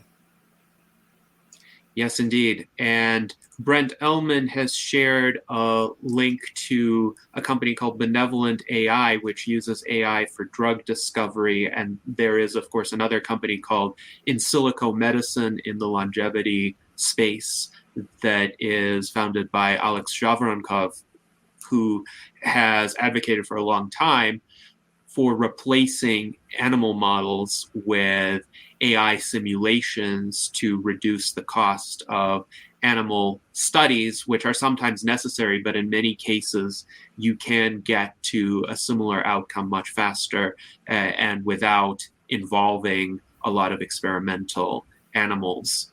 Now, I wanted to ask Daniel to elaborate upon the idea of universal basic means of production and how conceivably it might work. There's some interest with regard to that in the chat. And my understanding is universal basic means of production would be a decentralized approach where individuals would have the ability to produce the essential requirements of life or certain basic goods and services on their own by having the equipment to do so. Yeah, I think this is best typified by the so-called maker movement, which maybe reached its peak a few years ago, but I think it still has some peaking to do. We have a group here in the Conejo Valley which has a virtual makerspace. They're still looking for a brick and mortar location, but yeah, the function of incubator spaces and tech labs. I mean, most tools sit unused for much of their life, and so does it make sense to have hundreds of nearby neighbors each owning a copy of the same tool when they could easily have a makerspace kind of tool loan program? I think cities and governments could, like I said, libraries that institute tool lending programs. There are even large-scale 3D printers that can print structures and habitats. So this could rapidly alleviate the unsheltered crisis if you had a 3D structure printer and the technical staff to go with it, and you could use it at cost. I think you'd find amazing progress in solving all kinds of problems. But yeah, the Star Trek future with the universal replicator is maybe not so far off with the way nanotechnology and all the other convergences of extreme technology are going. So this is something we'll be exploring with the Digital Dignitaries card deck game. And I think it's going to be a great way to do it at a neighborhood scale too. We can have decks that are optimized for right down to the neighborhood block level, hopefully, and people can use them to create communities of Dunbar-sized, close personal relations and friends right there nearby them physically. So just a few thoughts on that. Looking forward to developing them. Yes, indeed. Thank you, Daniel. And there is also a book recommendation from Brent. This is a book that was authored by Kimberly Forsyth, a loyal U.S. Transhumanist Party member. She also ran in our 2019 primary election. The book is called Universal Basic Means of Production, a Scalable Production Plan for the Economy of Tomorrow. So it only costs $3.58 currently on Amazon, and that's the paperback version. So that is quite a bargain. I will purchase it after the salon. I would recommend that everyone checks it out. Now, also David Shoemaker provided a few interesting ideas just as possible ways of gathering some media attention and publicity. For instance, a transhumanist chatbot, lawsuits on behalf of AI, lobbying Congress for something, National AI Day or National Longevity Day. So I can make some comments on each of these. So with regard to a transhumanist chatbot, I've actually been interested in having one for a long time that would be able to explain aspects of the U.S. Transhumanist Party's platform and history and draw upon our key documents, but would also have more general knowledge like ChatGPT has, for instance, and have that be available as a feature on our website. The problem is thus far, the option that we have explored only allows for a very limited number of queries before it requires an expensive subscription. And these would be queries by anybody. So somebody going to our website would exhaust the possibility of somebody else asking the questions. So if we can find a way to implement a transhumanist chatbot with a practically unlimited number of queries and not have it be onerously expensive, I would be in support of that. National Longevity Day. There is International Longevity Day on October 1st of each year, and actually a lot of people and organizations in the longevity community celebrate it already. Our friend Ilyas Stombler from Israel, who is a well-known author and researcher and activist in the field of longevity, will coordinate many virtual events on International Longevity Day and encourages others to also participate. So I'm hoping the USTP will be able to participate on October 1st or in the vicinity of that date. National AI Day is an interesting idea. Hopefully that would be a special day, a special occasion that could come to be recognized within the sphere of attention of the general public. Lobbying Congress, well, there can be a lot of lobbying done for innovations and policy reforms that make it easier to perform research on longevity, especially. So an idea like best choice medicine, as advocated by Bill Andrews and Liz Parrish, would be an example of an approach that could be lobbied for, which is essentially a parallel track of review and approval for therapies and treatments and substances that are designed to target aging and the degenerative conditions that stem from it. Lawsuits on behalf of AI, well, I think there would have to be some sort of trigger, some sort of controversy that would necessitate a lawsuit. Somebody's rights would need to be violated, and there would need to be some sort of very clear antagonism between people who are on the side of technological progress and innovative applications of AI and people who are essentially neo-Luddites or who wish to restrict AI or who wish to impose some sort of control because they fear the existential risk arising from AI. So it may be interesting to consider what types of situations those might be. There's Jason. an interesting court case going on right now, I think, with the artists, and their argument is that the AI scraped the internet and scraped their copyrighted material and then used that as their, part of their data set to then make other stuff. And I'm not really sure where I fall on that. I'm just saying that there is a really interesting case going on right now. It's interesting discussion to be. I think that idea of AI impeding on copyright and aiding to copyright infringement, things like that. The argument on the other side of it is, are humans not being constantly influenced by the artwork of other humans? Are we not, constantly generating things that are, being thoroughly inspired by things that are generated by others before us? So I think that there are two sides to that. And, and it's interesting as well. Capitol Records just this week signed a AI music label artist to their label where they're creating, this music with the use of AI and things of that nature. So, I think that, there will be two sides to this where we will see this neo-Luddite movement fighting against it. And then we will see in my opinion, more successful actors in our global economy tapping into it in ways that are, aiding the development of, progress that already exists. Yes, absolutely. And it's important to point out a lot of human creative output is derivative, at least in some manner. And there's no real pure originality. We are all, to some extent, recombining the elements of the reality in which we live, and we have been inspired and influenced by those who came before us. There's a great video by Alma Deutscher, the young classical composer about whom we have spoken at various times at this salon, and I actually saw her opera Cinderella in San Jose this past November.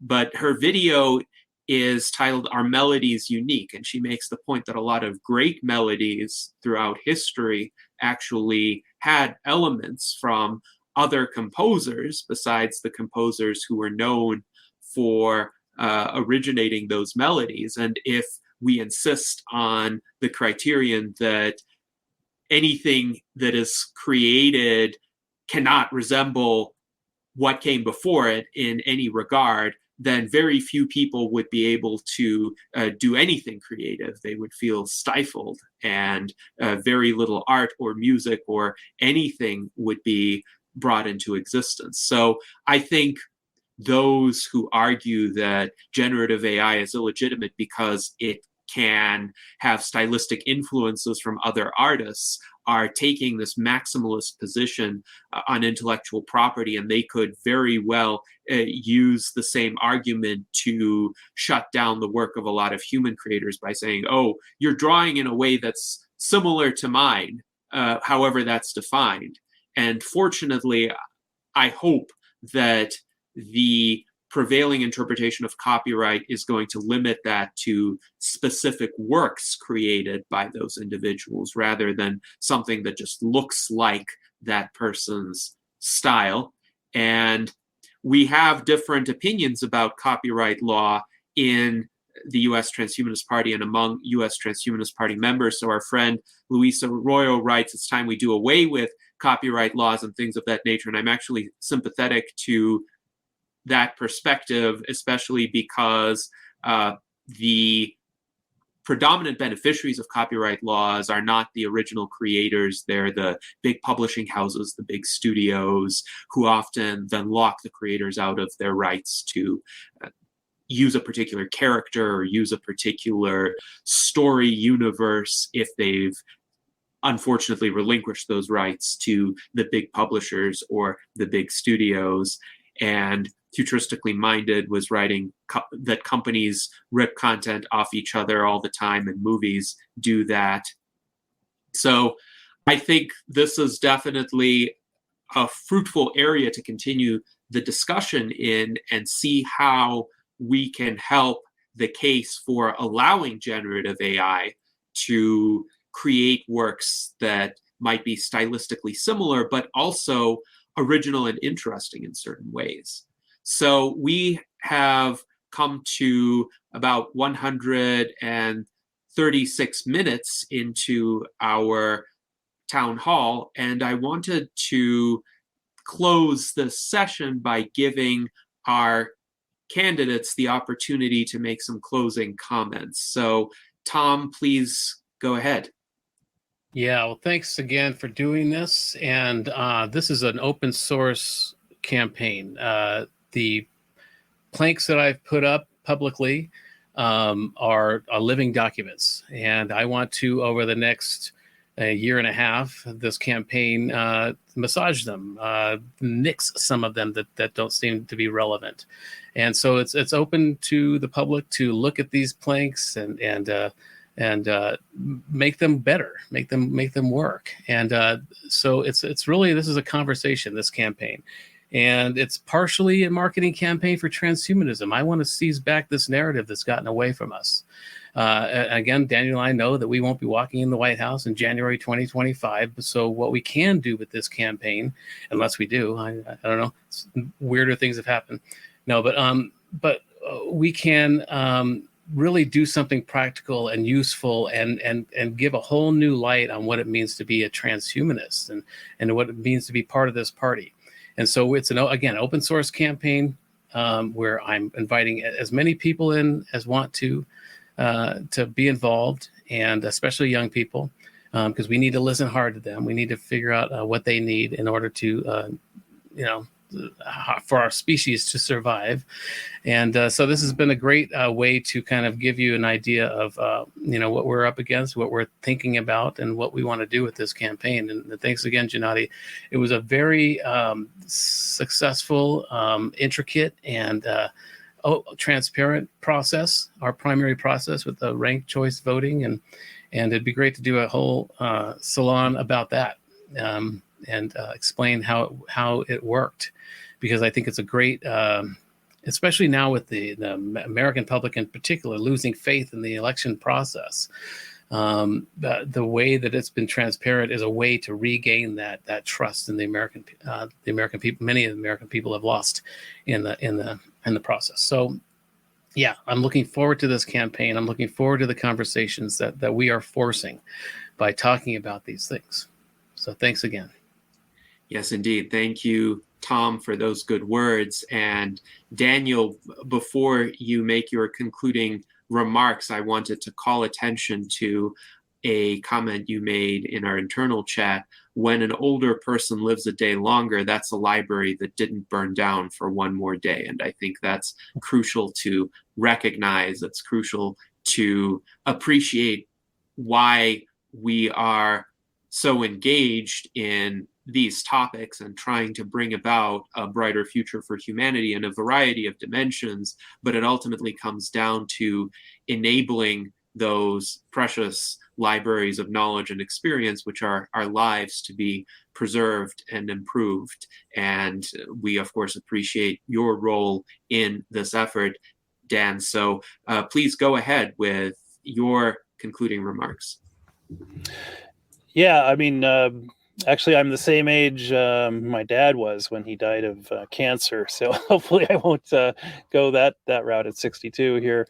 But yeah, we need an overview effect like the astronauts got when they went out into space and saw this fragile blue marble hanging in the blasted black velvet radiation of space. This is such a precious home, and we're really not valuing it the way we should be. Because it's a matter of perspective, really. I think we need all kinds of so-called overview effects, not just of the fragility of the spaceship Earth biosphere, but of the agency that we have as individual agents of evolution. We think that. I wonder, did the dinosaurs think they were the crown of creation? Before a big rock wiped out their 66 million year run. I mean, we are just as fragile as them. I don't know why they didn't evolve bigger brains. They had plenty of millions of years of time. Maybe evolution has got a little more sense of urgency now. And yeah, bigger arms, right? all those T-Rex jokes. So yeah, I think this is going to be a great opportunity to update human rights to humane rights, and I think the U.S. Transhumanist Party platform is a great blueprint for that upgrade from human rights to humane rights. And humane rights means that we are all stewards of a infinitely divine and beautiful pantheistic creation, and we need to step up to that role. And we need to make it fun too, and we need to realize it's more blessed to give than to receive, and that you should treat people the way you want to be treated. All these ancient truths are just as valid today as when they were first realized. And I'm just happy that we're a part of that. And it's kind of funny because the last time a vice president was the guy with the second most votes was 1804, but the 12th Amendment changed that. They used to automatically give the vice president slot to the second runner-up, but that's not a problem because Tom's a great candidate, and I'm really looking forward to this next 18 months before November 2024, something like that. So we're gonna have a lot of enlightenment along the way, and thanks again. Yes, indeed. And the enlightenment gained during this salon has been considerable as well. So we thank Tom and Daniel for their remarks. And before we conclude, I wanted to ask our Vice Chairman, Art Ramon Garcia, if he has any comments or questions or anything he would like to say to essentially bring this to a conclusion. Oh, yeah, I was just waiting for the coffee to kick in. But yeah, it was good listening to everyone. I did have a question, but I think I'm going to hold off for now because I don't want to lengthen this. But thanks for giving everyone your ideas. It was very articulate, and hope to see more, and hope to see you reach out and publicize or the campaign. So thank you. Yes, indeed. And Art Ramon, please feel free to forward your question to the candidates. I'm sure that they will be happy to answer it, as they did with the questions for our May 7th candidate roundtable, where 10 of our viewers posed questions, and each of the candidates gave quite an articulate and detailed response. So thank you to our viewers for another session of great discourse and intelligent inquiries. Thank you to our panelists, and thank you to our presidential Unity ticket Ross Tweed 2024. I wish you an excellent 18 months to come during the campaign season. And during all that time, let us live long and prosper.